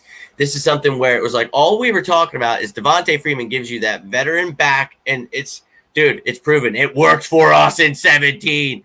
Bring this guy in. We didn't have someone like Miles Sanders. Now, Miles Sanders is an every down back, and I don't think he's in every other kind of back. And he got a little bit of a bag in Howard. Howard did, but $5 million a year. You should have done whatever you could have. Yep. I thought that him and Sanders were going to be the perfect 1-2 punch. I was like, dude, that's a running back combination that can win a Super Bowl. I really felt that team, if they could have stayed healthy and together, that was almost like a Jimmy Butler thing to me at the time. I was like, are you guys are you kidding me? Because I thought those were perfect fits. I thought those were guys where, you looked at Jordan Howard, like Tom said, I mean, you wanted a short yardage back. Well, there you go. There you go. 5 million Most yards after carry. It's $5 million too much when you're paying a second running back and an undrafted guy? It's $5 million too much? Now you're talking about paying one a little bit under that. Listen, the question comes down. The question comes down, are you the Philadelphia Phillies or are you going to be the Philadelphia Eagles? Are you going to be halfway in and not all the way in the contend?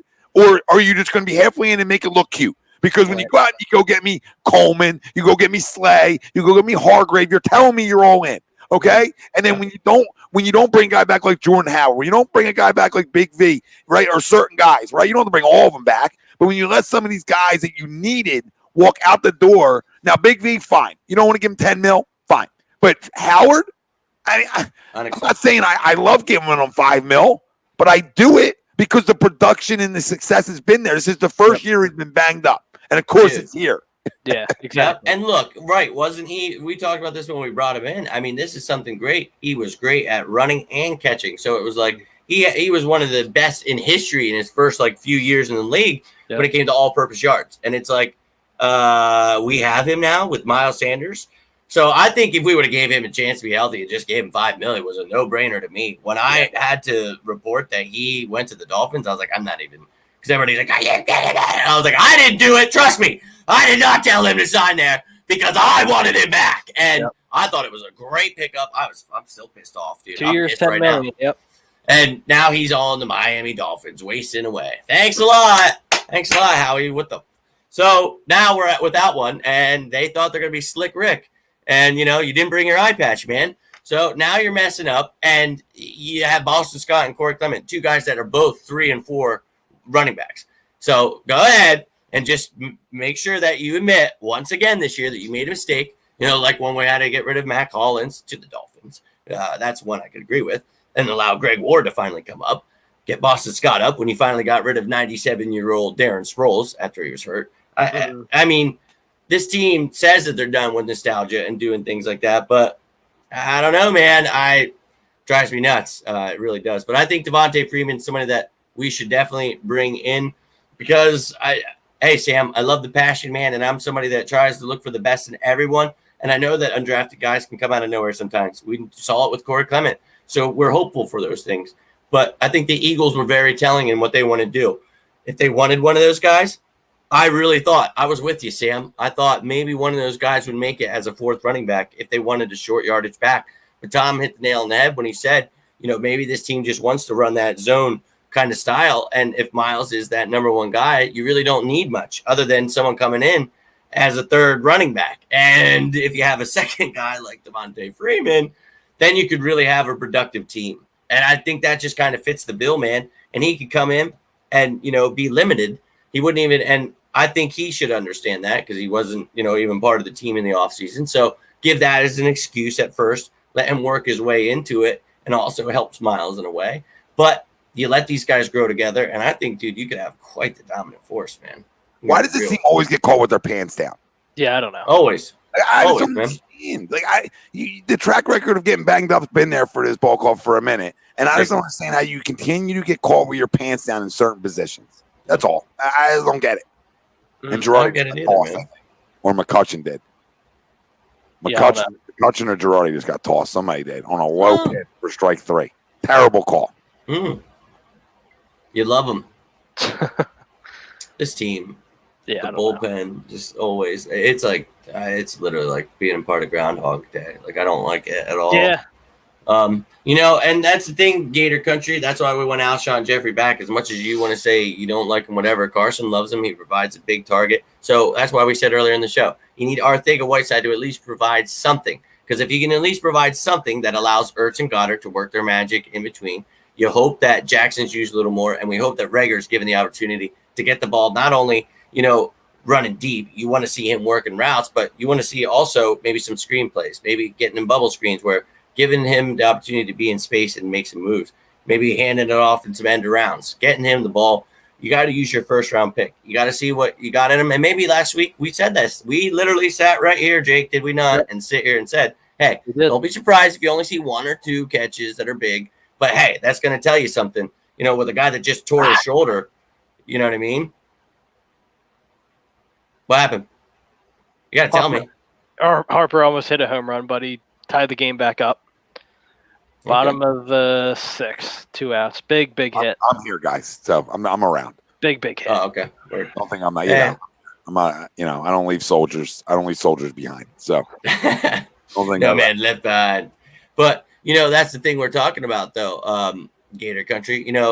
We need that. Yes, and that's what Tom was alluding to earlier. And I obviously feel that Jalen Reagor will be an asset given time. I don't think right away, and this is exactly what we said last week, and Tom was part of that conversation too. Don't be surprised if you only see 1 or 2 big plays, guys. But I thought when you're getting your ass kicked, handed straight to you, you're going to at least try some end around something with him, because at that point, but once again, we come back to what we said before the show. The guy had a effing torn shoulder, and we didn't think, we might be back, might even make the IR, come back week 3, week 4. This kid's back week 1. So just the fact that he was playing, I love it. And sure, he could have tracked the ball better, some things, but let's keep in mind that they literally have never played even a preseason game, anything together. They finally got a chance, Carson and he. So let's see these guys start gelling. But hey, I agree with you, Gator Country. We need Alshon back. That's essentially what you're saying. You just don't know if you're saying it. I promise you, even if you don't feel like you want to be saying it, you do. You want Alshon back. He makes this team much, much better. And don't get me wrong, I think Arthega-Whiteside would be making us better if he could produce, but we didn't see it. We were really hoping that week 1 he would. I'll give him a slide right on this game just because of the offensive line, but I swear to God, this week, if you drop something, if you don't, I'm going to be watching you like a hawk, you son of a. So I forget who it was, but somebody said their bold pick of the week was him to have a big game, and they said something like 2 touchdowns. I want to see you get 2 catches. If you can get 2 catches, I will be okay. Okay, that's a little progress. I mean, sure, I want to see more than that, but I would like to see everyone getting some. I want Rager. Yeah. I want Jackson. I want Ertz, Goddard. I want Miles. I want the whole damn show. I want this to be 2017, us running out of fireworks. I want us scoring so much on a team that is supposed to be so good. Jalen Ramsey can get burnt. I'm telling you, whether it's Jackson or Rager, they can beat him. And, same with Tyrone Hill over on the other side. Give me a break. Come get some. They've got a good safety in that young guy, Johnson. Now, yep. I mean, he's going to provide a test. And, obviously, Donald, we talked about. Linebackers are a little iffy just like us, though. So let's go out and let's attack these son of bitches. Just like Tom was saying earlier. Let's go after them. So, I'm getting pumped just thinking about this. Thank God it's because when you lose like that, you just want the next week, the next day, right? Mm-hmm. Just like I don't want to hear from every expert and every, and like I want to talk about it, trust me. But you know how some people are, and it's just like, all right, I'm just gonna go jump off this building real quick. Thanks for your expertise on the matter. Yes, Jalen Hurts is starting. I saw Tom was talking with someone, arguing with someone. I was dying. I literally almost like spit my drink out when I saw it. Said something like Jalen Hurts was never sacked. The guy never got sacked. I mean, and he never got benched either. Did I miss all that? Right. Just once again, when Tom went back to Elijah Holyfield, if you can't even be the starter in your college team, like Jalen Hurts, you got to transfer to go be the starter. I mean, I don't think you're just taking Carson Wentz's job. I thought this week was rough on social media. How did you do out there, Jake? The things were wild. It was the Wild West out there, dude. Now, what I will say, when it comes to Eagles groups and football groups, the opinions are like assholes. Everyone's got one. Doesn't mean it's a good one, but again, it's you don't understand how many Eagles groups. I didn't leave, but how many I just hit the unfollow button on because I can't deal with. Like some people are just like, oh, Jalen Hurts, he's and then people were throwing stats, and even without having him even have a snap in preseason, even with there being no preseason, they're like, oh, Jalen Hurts is going to be phenomenal. He's going to be this. He's going to be that. Like this how? Like obviously, I get what he did at Oklahoma and what he did at Alabama. It was great, but he got benched. He got benched in the championship game. You're the starting quarterback, and you get benched in the championship game, and your backup wins it for you. You know what I'm saying? I'm not trying to take shots at Jalen Hurts, but you also have to look at the good with the bad. You know what I'm saying? You have to balance it out a little bit. But I just don't get it, and this is my biggest issue with Philadelphia, and it just Philadelphia Eagles fans in general. They want to crown the backup. Doesn't matter what team it is. Like, oh, this guy's fantastic. He's going to be great. He's going to be amazing. And then what happens if, what do you call it? He's terrible. And this is the last thing that people want in Philadelphia. God forbid, knock on wood, Carson Wentz doesn't get hurt. But if he does get hurt, you're going to see Nate Sudfeld first. Because remember, Jalen Hurts isn't the number 2. He's the number 3. And he was inactive last week. He was a, what do you call it? He was a healthy scratch last week, Jalen Hurts. So if Carson Wentz gets hurt again, it raises a bunch of concerns. Even for me, I'm a Carson Wentz truther, but that's a whole nother conversation. I'm not even going to talk about it. If it does happen again, then I'll talk about it. But it's just ridiculous how people want to crown all these backups and people that haven't proven anything, and everyone's like, give this guy a chance, give that guy a chance. Whenever any player has a bad play or anything like that, they want to go to the next guy just like that. It's amazing. Yeah, and I 100% agree with you. It's ridiculous because I'm such a Carson Wentz truther, as you would say, and I'm a believer. I love that young man, and I think he can do great things. Yep. Here's the thing. I love him so much that I am one of the most hard on him. Like, I literally he's one of the most responsible for that loss. I missed that last comment. Sorry. But I literally I think that, he has some things to work on. And obviously, he's horrible getting rid of the ball, but he's got to work on some things. But I still believe in the kid, and I think it's going to be hopefully a good week for him. Hoping Jeffrey something. Yeah, and that's the thing. That's what I was going to get at. I was just flashing them so everybody just saw. No, you're good. And and people, it's only a small minority, but it's ridiculous because they're the loudest and they're ridiculous. They always want to hop on and tell you how they know everything, and it's like, look, we heard you when you said Nick Foles sucked, and then we heard you a month later when you said he was the best quarterback ever. Look, we get it. You're just riding with the wave. We understand it, but Jalen Hurts is not that guy. I laughed my ass off when we agreed to disagree last week when it was, will he be used? Because obviously I highly disagreed. And people were like, he's coming in to gadget and dance and he didn't even suit up because it's like, look, guys, Nate Sudfeld, just like Jake just said, that's going to be your guy. You don't want that. You just spent $100 million. Trust me, guys, you don't want that. Mm-hmm. What is going on? Like, I sat here all week last week and told people there's no shot he's touching the field. There's supposedly a damn quarterback factory, so Sudfeld will be your next guy. Listen, I can be critical of Carson, but what I'm going to say again, people want to talk to me about holding on to the football too long. When you don't trust up front and you don't trust your wide receivers yet, right, you start holding on to the ball too long. You throw a couple picks, you start holding on to the ball too long. So you got everything in context. Okay, everything in context when we talk about holding on to the ball too long. Could he have played better? Sure, right? But it's not a one-man show, and I'm not making an excuse. You got to play better. You're a $100 million man now, okay? But then kind of games happen, and I chalk it up to a bad offensive front. I chalk it up to holding the ball maybe a couple times too long, right? I chalk it up to Jake Elliott, the only kicker in the league that doesn't have the distance from 53, even right or left. Okay, I'll chalk it up to wide receivers on comeback routes, not coming back for the damn football. I'll chalk it up to guys dropping footballs in big spots, and I'll chalk it up to a little bit of holding on to the ball too long and trying to make the big play. So I can chalk it up to everything without blaming one person. Okay, this is a goddamn team loss. It's not a good loss, and this team has been the most resilient group I've ever goddamn seen. So until they're not, I'm not off the Walt, the Ben, the Betsy Ross, the Coney Palmyra. I don't give a rat's ass. I'm right here, and I'm riding with it because this is my football coach. Somebody asked me earlier, who would I rather have, Carson, Doug? I want them both. But if you put a gun to my head, the hypothetical one, and you put it right here, guess who I'm taking? I'm taking my football coach. And that might surprise a lot of people. But I'm taking this damn coach because through it all, this dude's been a damn resilient son of a bitch. And he needs some more credit and some respect with his stinking name. I'm tired of his name getting run through the mud, too. Both of them. Neither one deserve names run through the mud until they prove they can't do it. Exactly. Now, Carson gets hurt, like you guys said, we're in goddamn trouble. All right? So I don't even want to have that conversation.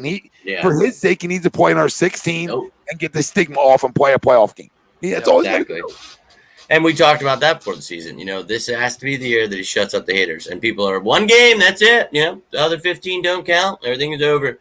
Unfortunately, guys, that is not how the NFL works. So we will be watching the rest of these games, and hopefully he progresses and learns, you know what? Son of a bitch, I will throw the damn ball away. Wentz needs to be more like Brady or Rodgers, go through 3 progressions. And look, and he does need to work on his progressions. I agree. And he needs to learn how to throw it away, 100%.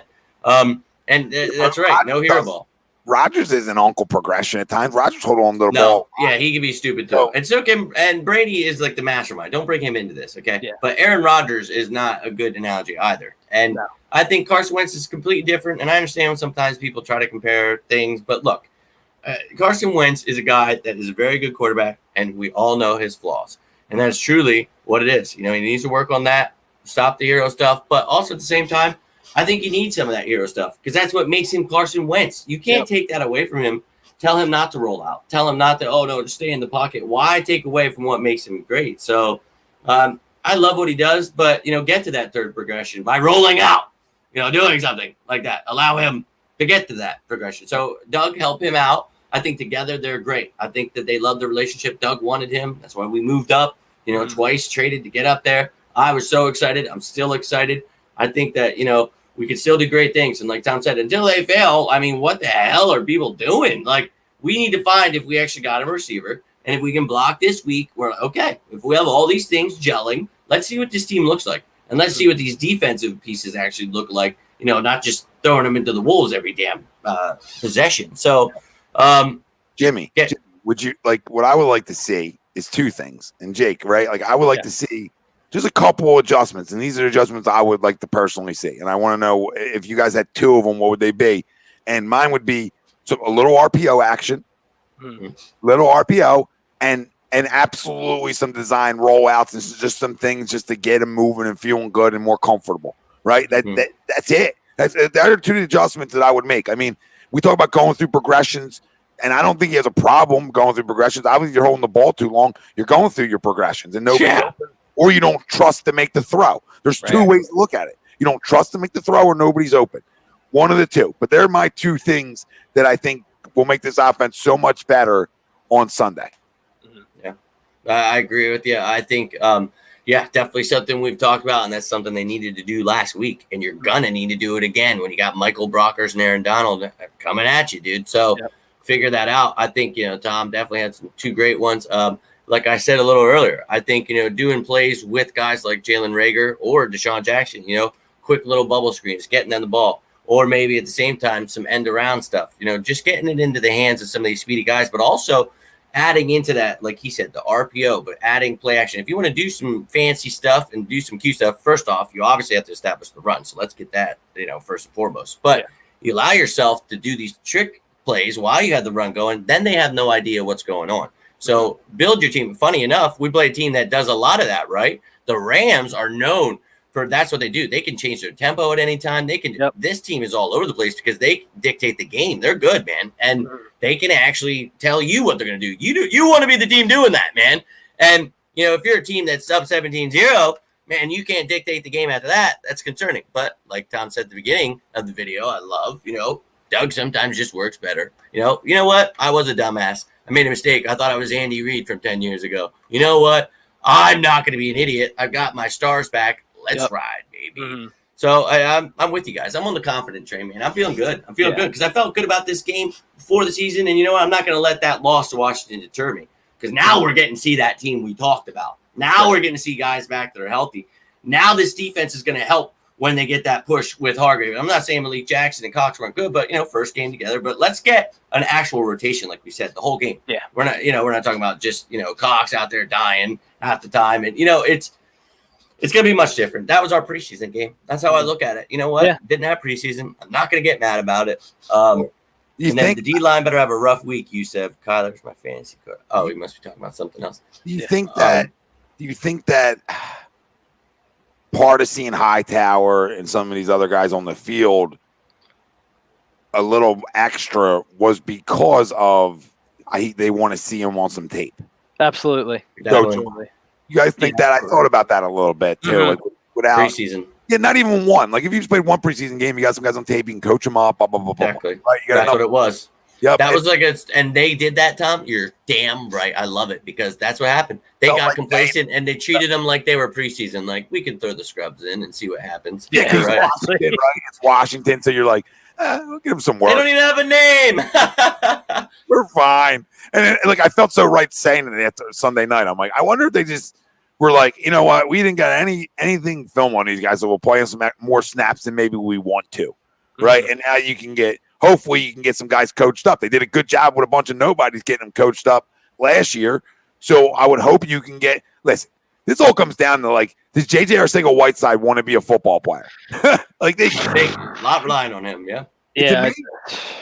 Do you know his snap counts? Does anybody know his snap counts from Sunday? No, I didn't see what his snap count was. I could probably find it. I'm just curious. If you're not on the field a lot, fine, and there's no rhythm – right, if there's no rhythm, it's fair. If there's no rhythm, it's fair. But if you're on the field a lot and you're getting rhythm, I need you to get open. Mm-hmm. Yeah, that's why this week it's going to rely on a lot. I'm going to expect to see something from him because people like Jackson and Reagor are probably going to have to deal with Ramsey, so it's going to leave him on guys like Hill, people that are going to give him the opportunity to make plays. So we better go up and get it when we're in the red zone. This is your week, man. You better have some catches, and unfortunately, you didn't last week, but I saw a few plays where they did cover you, and then it opened up for other people. So if you're running your routes good, you're doing that for other people, good. But this week, if you're doing that well, you're gonna make catches. So I better see it this week, man. And there was no rhythm last week, so yeah, I'll give him that.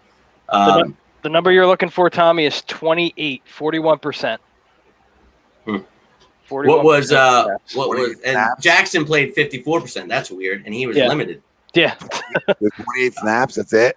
But that's that's why I didn't like Doug's play calling, because look at that right there. You didn't even give him much of an opportunity. You didn't run sets that I felt would have been productive against this team that was kicking your ass with the rush. So I don't know, man. Let's see this week. I'm just hoping that was a preseason game, like we said.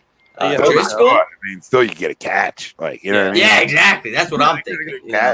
See one or two. Love to have you. He better have a couple this week or I'm going to be pissed. And even then, it's going to be like, we should have had a few. But Driscoll, man, is a question Kyle asks here. You know what? Honestly, with both Herbig and Driscoll, I thought that they did okay. They did well for their first ever career starts. You got to realize that we talked about this. This was such a great defensive line that, if Lane was out, we were going to get tested. Yep. We didn't know that it wasn't going to be Pryor. We thought, okay, well, Pryor will play. Matt Pryor wasn't going. So, Jake, I'll start with you. Why don't you tell me your thoughts on Driscoll, but also what are your thoughts on the fact that Matt Pryor not only did not start at right guard, but also right tackle? And from what the reports are saying, Jimmy Kempsey told me that actually he just stinks. This is not, he's hurt or something was banged up. And it's not even that he stinks that much. It's just Herbig and Driscoll played that well. So is it to you? What are you taking that? Are you thinking that that's good for the future for us? Because I know that. That's something we talk about. The future, you could be excited about these linemen. And we literally said this. We don't want to find out if these guys are good this year. Right. Week 1, we found out. So, Jake, what are your thoughts? But me personally, I kind of just looking back at the game, kind of dissecting it a little bit. I was more impressed with Driscoll than I was Herbig. Obviously, Herbig isn't that familiar with the terminology. Herbig was thrown in there a little more. If you look back on the tape, though, I'm not. And again, I'll preface this: I'm not a big tape guy, but looking back at some things, especially what Brian Baldinger put out, he was matched up with Chase Young one-on-one a couple times. It did pretty well. Yeah, now, again, he gave up a couple plays, and that happens. It's your first career start. Nate Herbig got thrown to the Wolves, but getting to the Matt Pryor thing, Jimmy, that's just even more of an indictment on how his track record of drafting guys. That's what it is more than anything to me. That's what that tells me. Yeah, and they were brigging the house too. So it's like it's not just Driscoll against Chase Young or something. People are like, "Oh, well, why did Chase Young do it?" Well, first off, Chase Young is the number 2 pick. He was all over the D line. But it's like these guys are running cross dogs. They got linebackers coming. These guys have so many different assignments going on that this is very difficult for them. So for them to come out and try to play them, I thought they did okay too. Tom, what were your thoughts on it? Driscoll or Pryor or anything? I thought Driscoll played well. I mean, our offense and our front sort of went even more south when he left the game. Yeah, Mailata came in for 18 snaps. Yeah. So I mean, we were productive. I felt like Carson was comfortable in the pocket. Right, you saw Carson's comfortability go away when Mailata came in. I mean, you're comfortable about a rugby guy up front. I mean, grow up. This is another listen, no third stringer is any good in this league. So let's just be real. Okay, so he comes in and then it messes up your whole line even more. But to the Matt Pryor, there's a switch over to Matt Pryor. I have no clue why he's not playing. I have zero. Crazy, man. Crazy. Is it a power struggle with Doug and Howie? Does Howie not want him playing and Doug wants him playing? I don't know. I'm not going to create that controversy. All I'm going to say, trade him. All I'm going to say is I don't know why a guy who started in this league and our playoff game, it didn't seem horrible or anything glaring bad. Doesn't play unless it's just, hey, we're going to get some guys on tape, but that doesn't even make sense for your front. You need to put your best out there. So I don't know. Maybe this week, I don't know if there's any information out yet on it, but maybe this week he does get the start. I don't know. I mean, I would start him and Lane. I mean, they're comfortable together. They already said Herbig's the starter. Yeah, Herbig's guard. That's a disgrace. That's a flat out freaking disgrace. The thing is, Driscoll, if Driscoll's helping out a tackle, man, that's where, they're playing him at. And that's the thing, we kind of talked about who was helping out where. And I think that's a testament to kind of what else you said, Tom. Mailata, you don't want him. So if Driscoll plays well, we do want him. Because what if something happens to Lane? So I think they're just letting. Could Driscoll go like Sam said? Yes, I think Driscoll should play guard next year. I think he should take over for Brooks. This guy. So. And you just walk guys, 2 out walks. They say two out walks. Sorry. Hector Naris. Of course he did. Sorry. But Sam, you hit the nail on the head. This is something I was saying in the preseason. Driscoll should be a guy that takes over at right guard eventually. But right now, Herbig was someone I talked about in the future, possibly taking over for Kelsey at center because he's a guy that plays at guard and center, stuck around a little last year. I think that, Driscoll played really well. And I also said the same thing Tom said. Why not try Driscoll out at guard? But maybe right now they're just trying to stick with the kid that, played there last week, not try to confuse Driscoll, keep things going. And the thing that was key was they like Driscoll as a swing tackle. That's something that, we love the big V for, and that kind of helped him so that when he was thrown in the fire, he still kind of had some snaps that he was in. He felt part of the game, I think that'll be big for Driscoll. I think he's going to be around for a while, and I think that's going to be huge for him. So don't be surprised, and let's not hope that we see him other than, as a swing tackle. But I think this guy will definitely make an impact. We'll be running more. He'll come in as that swing tackle. But hopefully Urbig steps it up. Like I said, he was actually the highest rated out of all those linemen. So he actually allowed the least amount of pressures in too, and he did well. But, we want to see these guys now, thankfully, between Kelsey and Lane, whoever it is, I think they'll do a lot better. So I'm excited to have Lane back. And he said he's not 100, but who cares? Even at 80, I mean, much as we can say 2 seconds ago we love Driscoll, we're talking about Lane, juice me up Johnson, baby. I love that guy more than anything. And I mean, it was awesome listening to him talk to Derek Gunn on Monday. And he was saying, he's like, you know what? People talk shit about me taking, substances and talking crap. And I love making a joke about it because it's like that guy hasn't touched a single thing. He gets tested all the time because of it. And he even said it himself, hey, rightfully so, man. I made a mistake. I've earned it. But look what I've done since then. Look at the people he's gone against. Von Miller, Jadeveon Clowney's, all these people that can't do jack shit against him. And I love that guy. I truly do. So having him back, just hearing his voice out confident, he was like, oh, I'm playing. Like, I wanted to play last Sunday, and he got it. He understood it. Like, it's an ankle. I just had surgery. Let's not mess my whole season up. Yep. So, dude, maybe that was the loss that was a blessing in this guy. And I hate saying that because I hate losses, man. But you know what? Sometimes a loss can teach you a lot, dude. And, let's be happy it's at the beginning of the season, right? Because at the end of the season, we play these little turds again. These no-name pieces of crap are going to get smacked in the mouth. Yeah. And it kills me. We got to wait till the end of the year, but they'll get there. So don't worry. While they're fighting for nothing, we'll be going into the playoffs. And this is a tough test. We need this, though. We need a tough test. I don't want another crap game. What happened? Just got a catch. Yeah. Nice. What's going on, Patrick? What up, Patrick? We finally won a game. Hector Nearest. We won two today. Hey-o. Let's go. Jesus. Let's go. Love it. But, just talking about it, though, it's something where Miles Sanders, obviously, is a game changer, too. So Lane and him, that's going to make the offense just that much better. Giving Carson that time, I think Doug's going to work on a lot of things he needed to. The running back, obviously, is Miles Sanders now. His pass protection is a little better. That's why we talk about Freeman would be a good addition. Someone back there to help. So we'll see how that goes. But establish the run with Miles, and then you can add all those things, the RPOs and everything. Jake, what were your 2 things? I don't know if you ever said that would stick out to you that we should use that Tom was asking. Yeah, I think my big thing is, and talking about last week, we just have to establish the run. And the Cowboys showed last week that the Rams can be run on. Now, again, they have Ezekiel Elliott, but at the same time, they can be run on, plain and simple. And just rolling out Carson's huge. Just let Carson play his game. That's all I care about. Let Carson play his game. We did it the last 4 games of the season, and it got us into the playoffs. So that's my big thing. Just let Carson play his game, and let's run the damn football. I'm with it. What's up, Rock? What's up, Patrick? What's up, Rock? He says I definitely signed Freeman. Yep. Overall here. We're all aboard, man. All the last couple hours that we've been talking about, and we agree with you guys, man. And that's the move, and then why not? You watch teams like the Browns pound it down people's throats with Chubb and Freeman. It's like, Chubb and Freeman. Chubb and Hunt. I would love to have Sanders and Freeman doing that here. So, that make you feel more comfortable with someone like Boston Scott because he's that gadget guy. He's that third down running back. He's also that kick returning guy. I love it. So please do. We'll see how that meet goes next week. And hopefully this time next Friday, we're talking about how we beat the hell out of the Rams and signed Devontae Freeman and how this team's looking much better. Mm-hmm. Now, on the defensive side of the ball, Scary Terry was actually Terry McLaurin from Washington football team was shut down pretty well, to be honest with you. And that was one of the things we talked about going into that game. And that was not just Darius Slay, a combination of watching Jalen Mills actually play pretty well at safety, something that we were very excited to see. I thought Jalen Mills actually had a pretty good game, and I thought they both did pretty well. You saw the clip where, he's thanking him, Darius Slay, Jalen Mills, for helping him out there.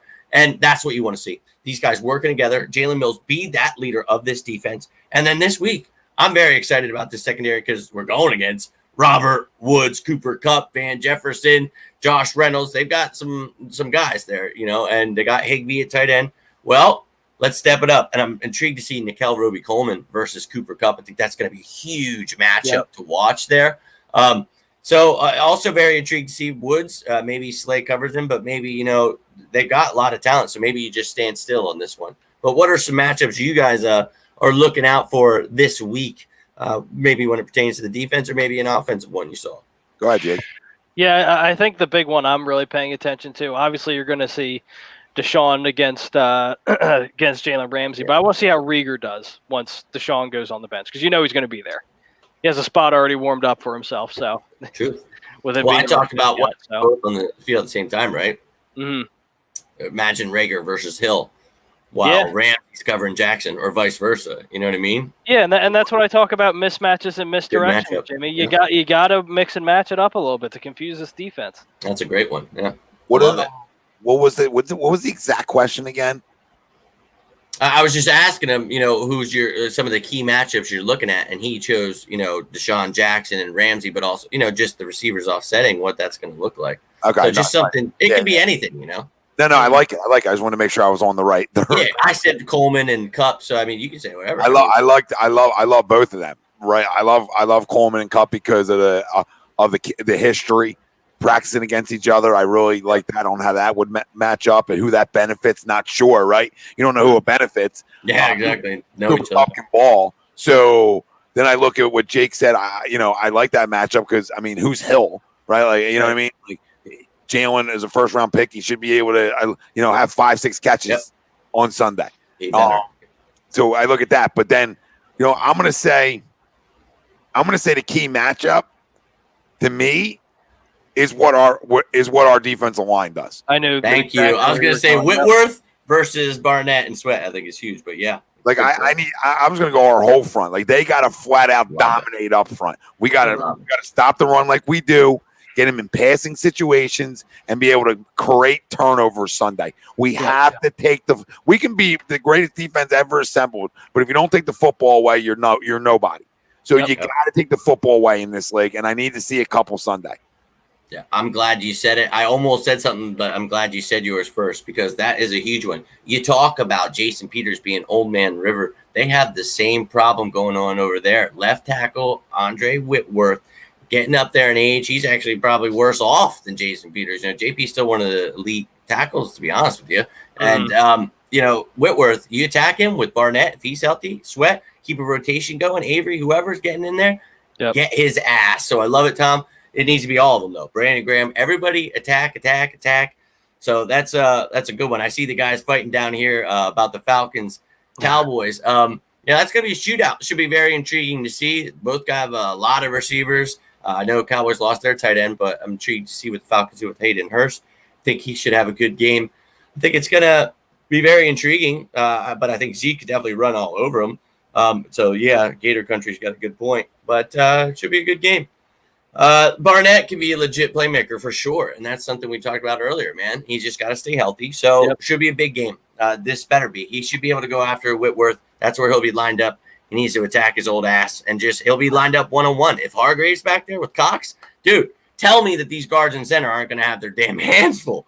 And, with Malik Jackson rotating in and Ridgeway, give me a break. These edge rushers better have – I want to see I want to see at least 5 sacks this game. I want to see 5 sacks. Ooh, I like it. I want to see it. Jimmy, I love it. What about Jimmy? I love that. What about Malik playing a little end too? Malik, I love that too. Great point with Vinny Curry out.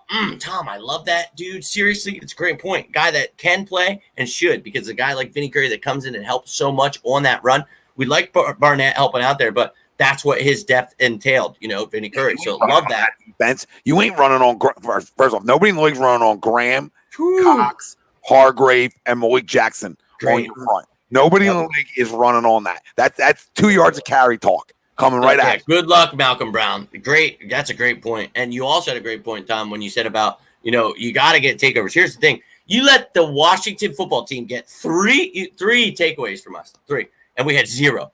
Unacceptable. One of our biggest points was the fact that we needed this team. Remember, we were talking Maragos. We were talking, we need turnovers on special teams, not just defense. And we didn't get anything. He says here, Bistel, O-line will be better. Wentz is going to ball. This will be a win. Wentz, yep. Dude, that's exactly what we're saying. If the O-line is healthy and, we're going to be fine, dude. Just think about it. The whole right line was hurt. It wasn't just like one guy was filling in. Think about that. You're missing Lane Johnson. That's major. But you got two guys that have never played in an NFL game. Sure, Urbig was bounced around last year in the practice squad and stuff, but Jack Driscoll's literally a rookie who never played preseason anything. They scrimmaged twice for like a couple of hours. Like, oh, yeah. So, honestly, and O-line versus Donald, of course, that's a matchup we talked about earlier. And that's, of course, what we're talking about, matchups that obviously aren't just the most obvious. And sure, maybe the other ones are, but the thing is the most obvious. Johnson, Jimmy. They're 6-12 without Lane Johnson. Yep. And they're like 37-16 with him, right? Yeah, that's listen, to the people out there listening, I don't want to overkill this and overstate one player. And I know I've been saying it all week, and I told myself when I got home from work and I jumped in the shower, I wasn't going to say it again. Right, I promised myself I wasn't going to do it, but I have to. To your point, when you're missing your whole right side, not only are you missing your whole right side, you're missing a guy when you're without and you're 6-12, which means you're not a playoff team. Okay, yeah. And with them, the Browns. Yep, the Browns is not a tad bit better. Okay, not the new Browns. You're like the Bills for years. You know what I mean? The Jets. Okay. Yeah, the Jets. Anywhere in there, but with them. Your numbers speak to a first-round bye type conversation, the Super Bowl aspirations, air quote.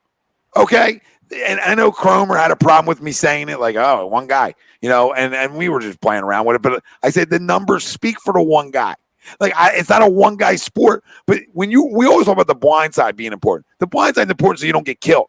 But you don't know what's coming in your blind side. That's a clock, right? What's coming right at your face is a different conversation, right? So what's coming up the middle and what's coming from your right tackle. That's why when you're talking about the best player, the best right tackle in football, you can't overstate it enough, his importance.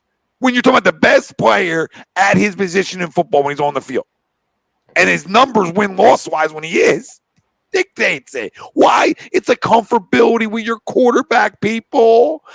You want to know why he's holding on the ball too long? You want to know why he's making some mistakes and some things and some high passes? It becomes uncomfortability. And it's not an excuse. It's just professional fucking sports. Ruth, throw it down on him. I love it because that's the truth, man. You're talking about, if you just did the math in my head, if you put that in a season format, man, you're averaging over 12 wins and you're losing only a little over 5 games right there. That's playoff material, bye material. Hell yeah, Tom. Hit him in the mouth with it. This guy is an impact player. You talk about, it's got to be a receiver. It's got to be this. It's got to be that. Dude, no one gives the line any credit, and we do here. We're always going to give those boys some love. And, Lane Johnson's that dude. He's just that dude, man. Yeah, I just love his whole swagger. He is Philadelphia. I think that guy is just going to beat some ass this week being back. Oh, Aaron Donald, you want some? And, Jake's point, the guy's only had like 4 tackles in his career against us. Yep. He's been held down. Don't act like this team doesn't know how to stop him. And the thing is, sure, it's Urbig there, but he's going to be around better guys. And Urbig actually did the best out of anyone last week, weirdly enough. So, Sunday's your birthday. You're going to get yourself a sweet little present, Jonas. Jake, any last words before we head on out, man? All that I'm hoping for is a win on Sunday, Jimmy. I'll keep it plain and simple. All I'm hoping for is a win on Sunday. Yeah, hell yeah, brother. Someone saying, please give me a cell phone for my son. I got one. You can have this one. I do not have look at this thing, dude. This thing was in Vietnam. It is now. I'm about to upgrade, though. They told me I get a free upgrade. That should look like it was on the beach in Normandy. It has been, dude. I dropped it the one day, and someone was like, oh, my God. I was like, oh, don't worry. I was like, I can't even believe the thing's still going. I don't even care at this point. So I'm looking at a new iPhone. I can't wait. It should be here by next week. So because if I put it in tonight.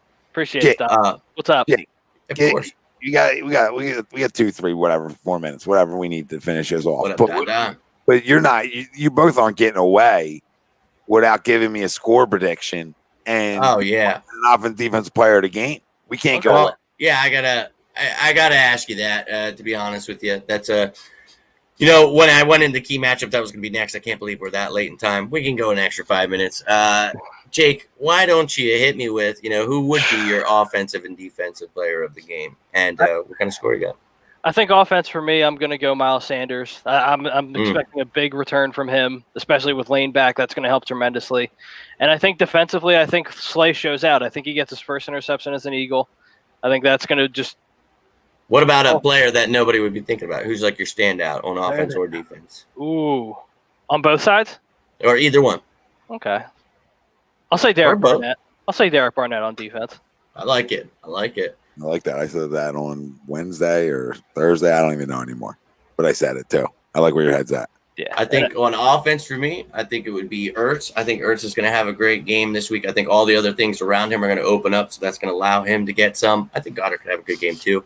I think all the people really will. For defense, I think Hargrave's going to allow Cox to have a monster game, but it's going to be because of both of them. So I think they both could play off each other. But I love what you said in Slay. I think he's going to get a chance to show his. I think Nikel, like I said earlier, could be a great matchup to watch. That's another one, yep. I'm excited about Jalen Mills beyond.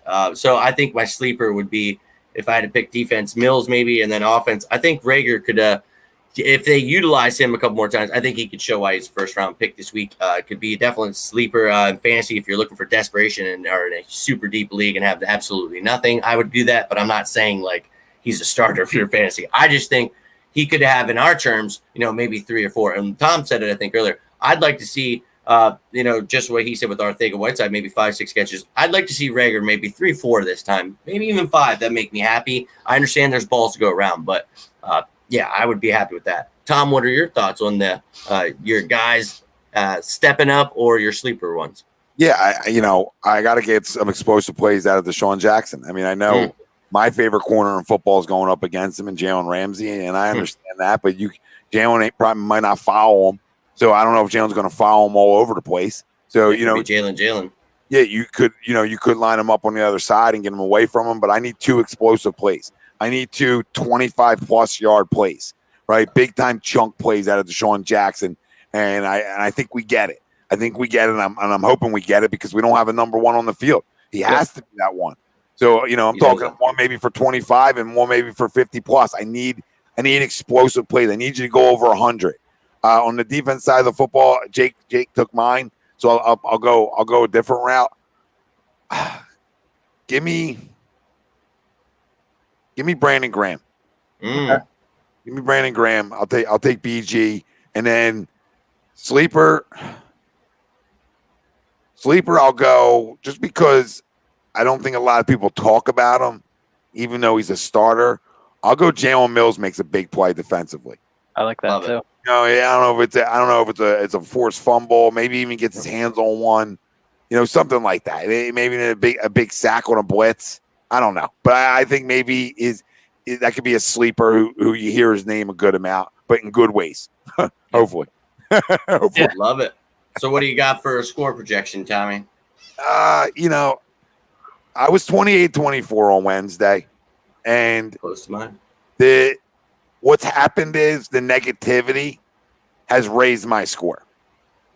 So now I am 31-21. Oh, you're damn close to mine. So I got, Jake? And it's a good football team, the Rams, by the way. It's a good football team, so I'm not taking anything away from them, but that's my score. Yeah, I'm kind of close to where Tom's at. I'm going to say 31. I'm going to say 31-27. That's where I'm going to go. 31-27.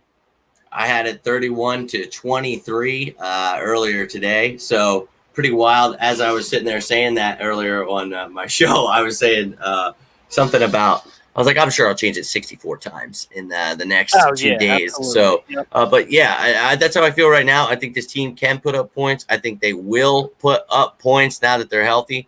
Can we get chip smoothies again? I'm all for the smoothies, Anthony. That's the one damn thing the guy could do was keep people healthy. Those smoothies had something in it, man. So whatever kind of magical beast you had there, bring it on back, brother. I would love it. Now, I appreciate all of you, ladies and gentlemen, for tuning in tonight. It was a fantastic show. I know that loss was tough. It was. It truly was. But have no fear. The rest of the boys are here. Everybody's getting back. We got 2 stars on offense and defense, both coming back. Let's get excited and let's beat some Ram ass. All right, guys, I hope you all have a wonderful weekend, and we'll talk to you after this Sunday game, and I'll see you again next week, the same place, the same time. And as always, go Birds!